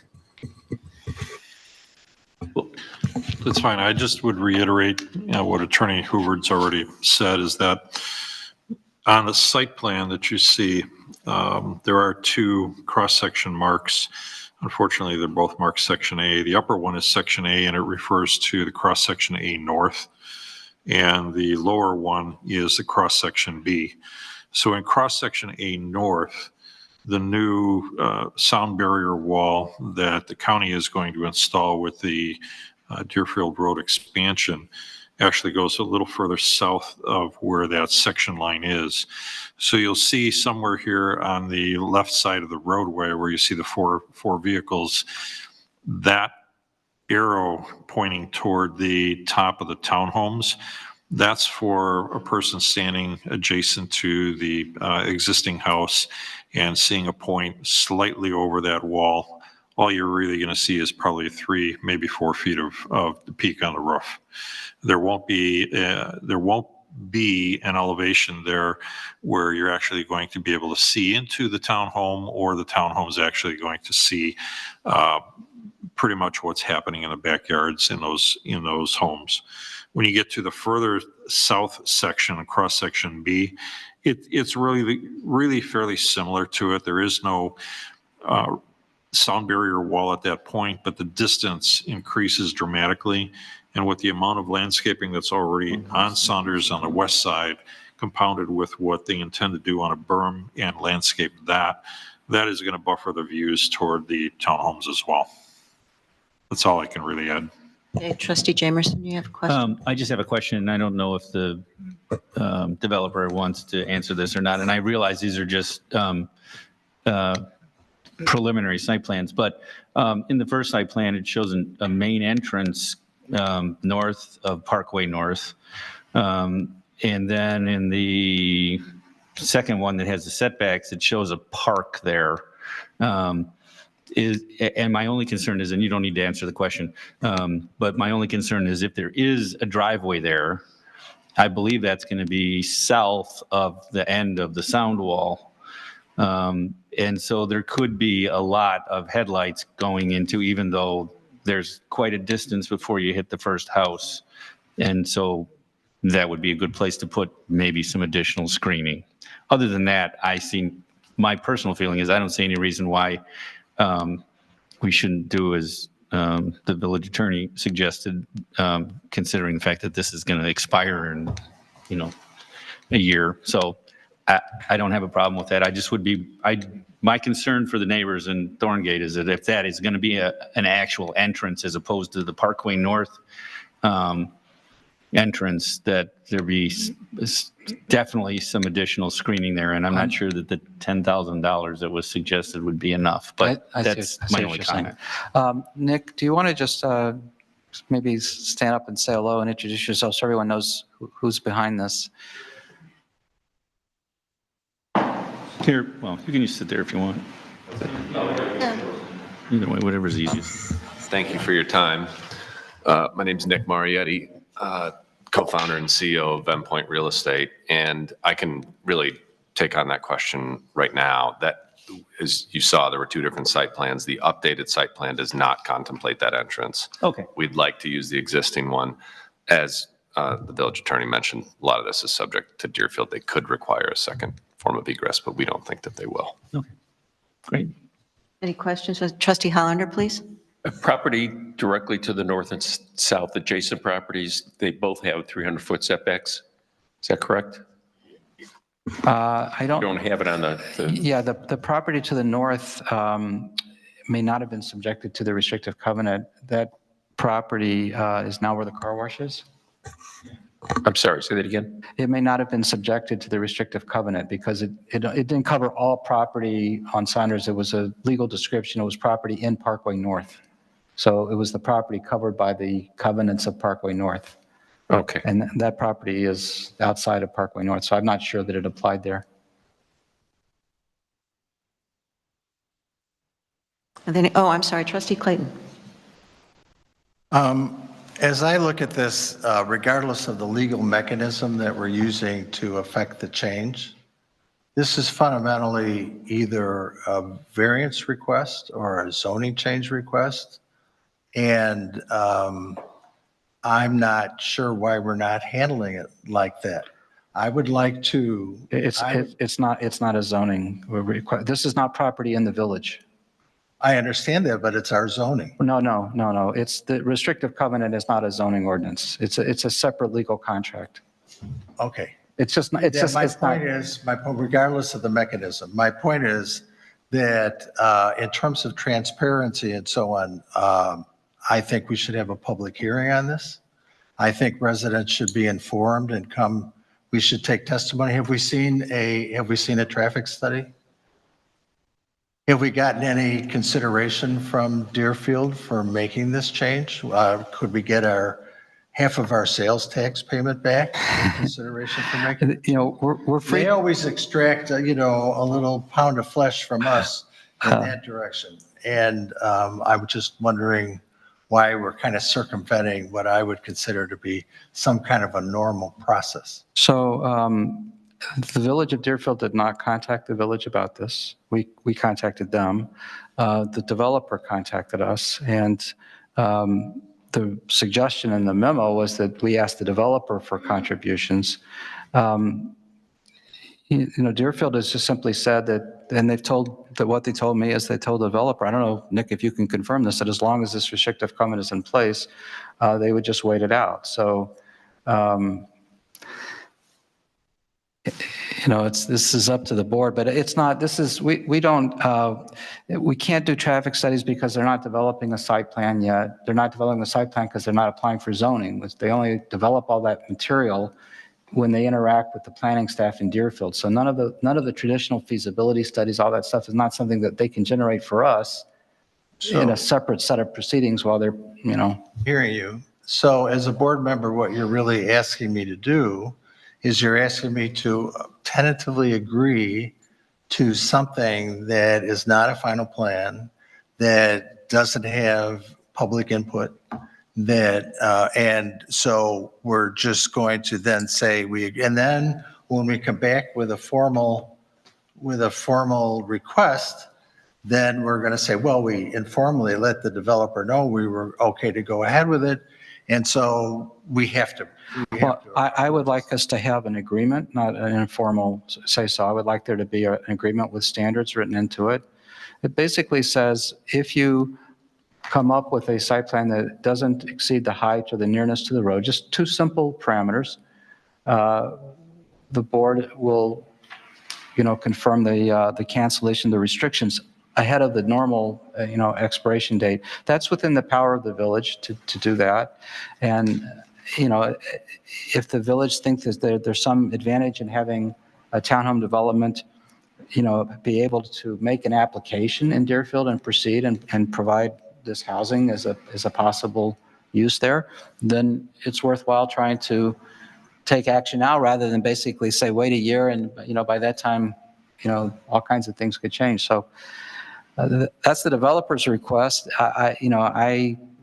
As a legal matter, I just think the village can act to do this. I asked Deerfield if they particularly had a strong view or another, and as I said, they said, it hasn't come to us yet. They were being respectful of the village. They said that our response was, unless this restriction is waived, don't come and apply for the shed, it's not allowed. So I think they were simply saying, we're going to observe the agreement that's there. They're not even a party to that. I don't remember if they were a party to that restrictive covenant.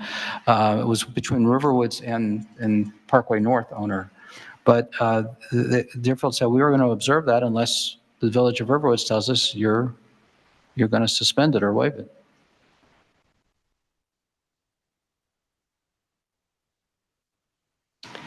Trustee Dicken.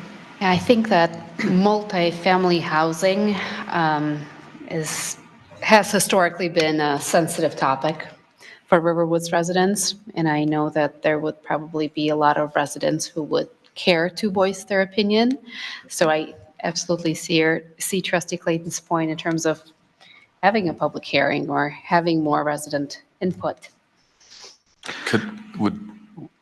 Am I allowed to comment on? Certainly, go ahead. Sure. So with respect to the classification as multifamily housing, I completely understand where you're coming from. And I understand that many municipalities are very sensitive to those types of developments. This is a little bit different. It's a little unique.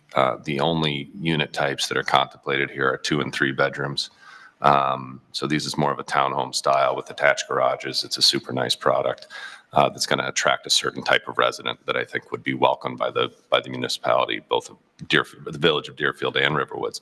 A lot of difference between the way that these are run, the demographics, and various other parts of the development that differ from traditional multifamily housing. So I think it's important to understand that while this is a townhome product, larger units, multiple bedrooms, this is really a family housing type situation. Any comments? Trustee Jamerson. Bruce, when does the covenant expire? Do you have is it? I think February of 2025. Okay, so we're talking 14 months, right? And after that 14 months, we would normally have no say. Right. Right? Right. So to your point, and maybe to Trustee Clayton's point, in 14 months, we're not going to have any say whether they decide to put 40-story building here.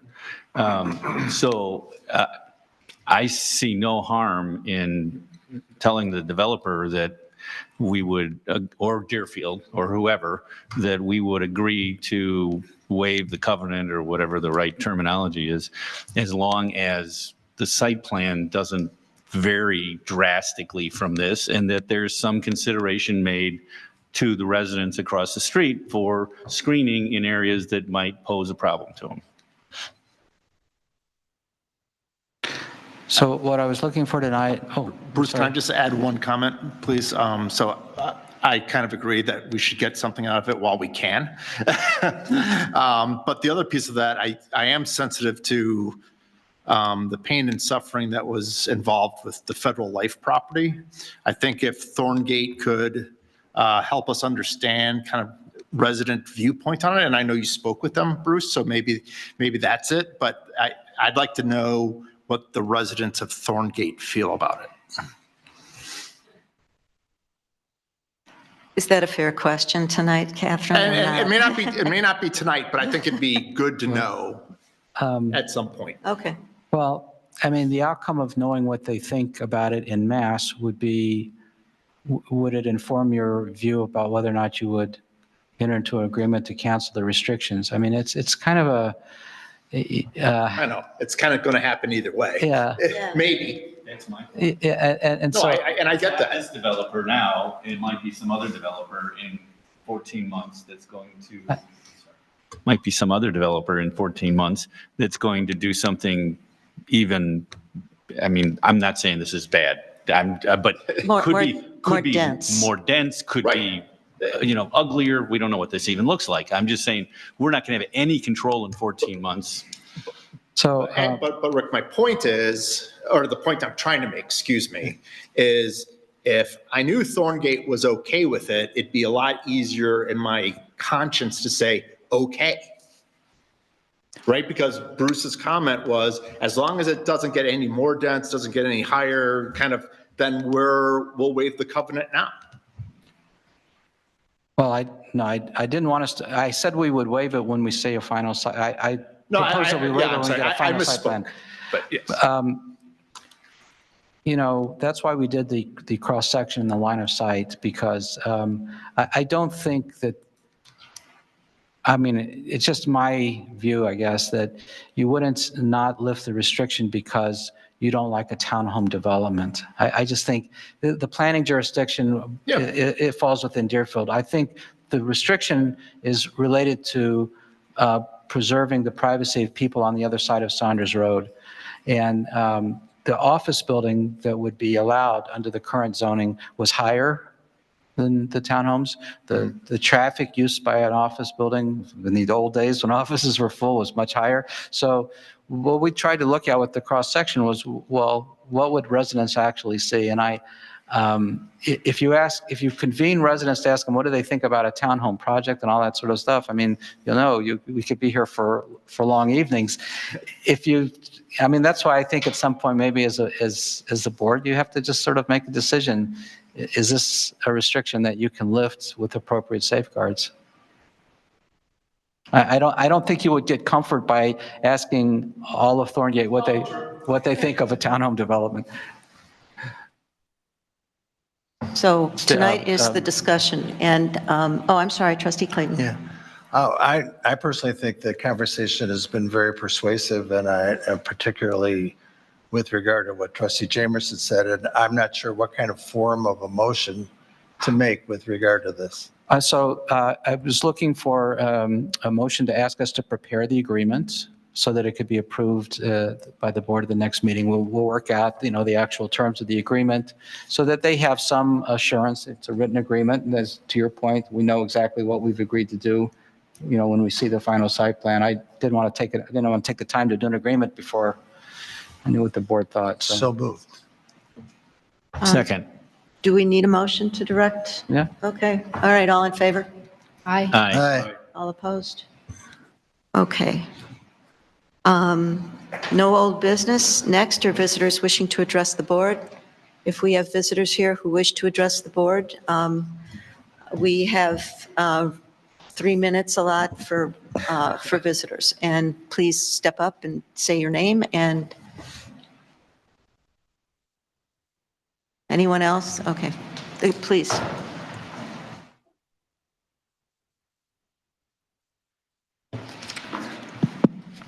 Hello, Mayor Ford, board, and others. It's nice to see so many friendly faces here tonight. My name is Daphne Paris, and I'm a resident and owner at 3070 Blackthorn Road. I'm a single mother with 2 daughters that attend Deerfield High School. I grew up in Riverwoods and have always considered Riverwoods home. What was once a peaceful and enjoyable way of life for me and my family here has become stressful, chaotic, and upsetting. My goal is to return to the peaceful existence we had.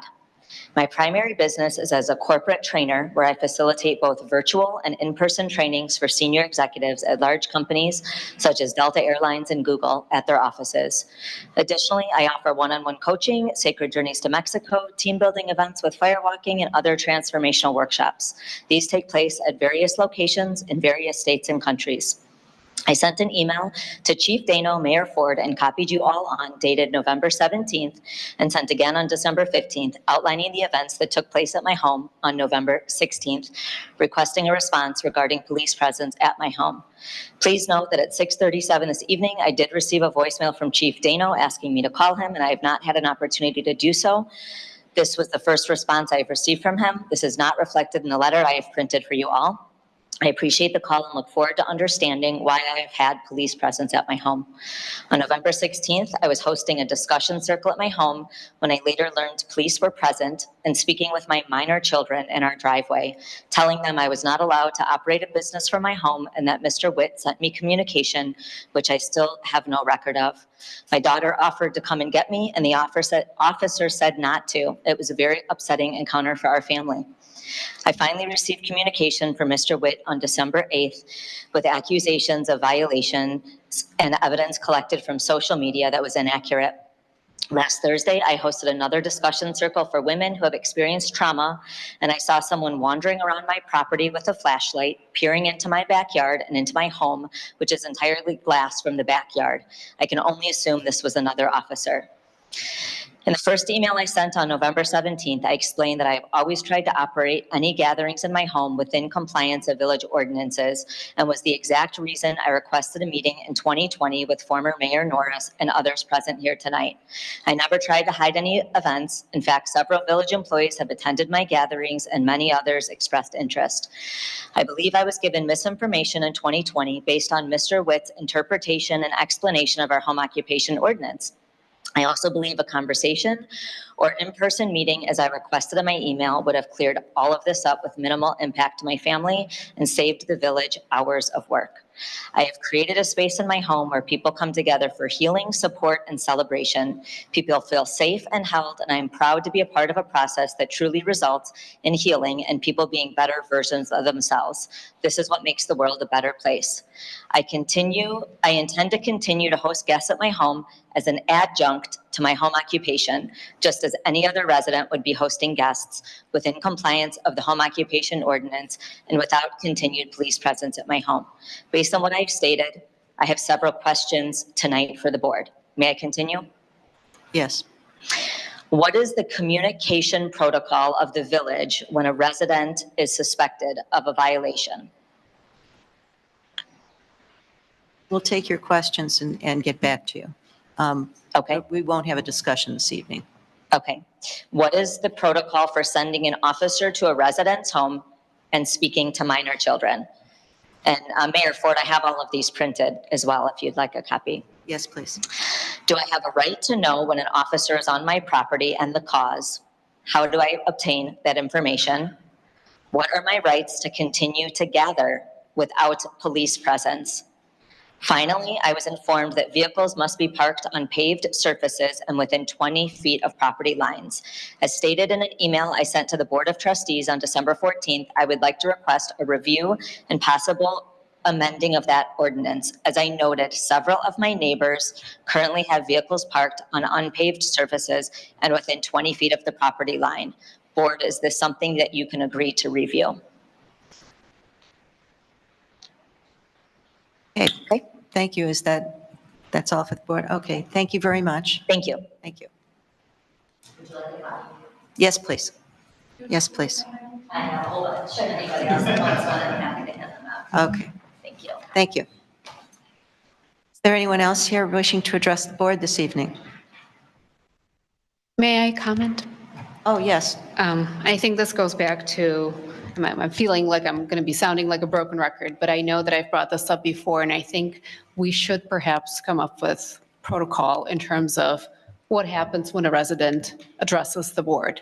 Yes, we do have, the Office of the Mayor email. At the same time, I have no idea if an email has been addressed unless I'm BCC'd on it. So I know we're trying to be in compliance of specific laws where we don't create a quorum. At the same time, there has to be a way to make sure that all of us are kept up to date as to what happens. I've been where Daphne is, where I've sent an email to the entire board before I was an elected official, and it really felt like it went into a black hole. And I think it's worth revisiting this topic and coming up with perhaps a better plan. Sure, that's very productive. Thank you. Is there anyone else who wants to comment on communication protocol that Trustee Dickon has brought up? Okay. All right. All right. Seeing no reason to go into executive session, what I'd like to do is kind of understand who will be available on January 2nd, which is our next scheduled board meeting. If there's anyone who will not be here, okay, one. I'll be here. Everyone else will be present? Okay, then our next meeting, we'll have a quorum, and it's January 2nd, 2024 at 7:30 PM. Do I have a motion to adjourn, please? Is there a Second. second? All in favor? Aye. All opposed? Thank you. Thank you. Okay.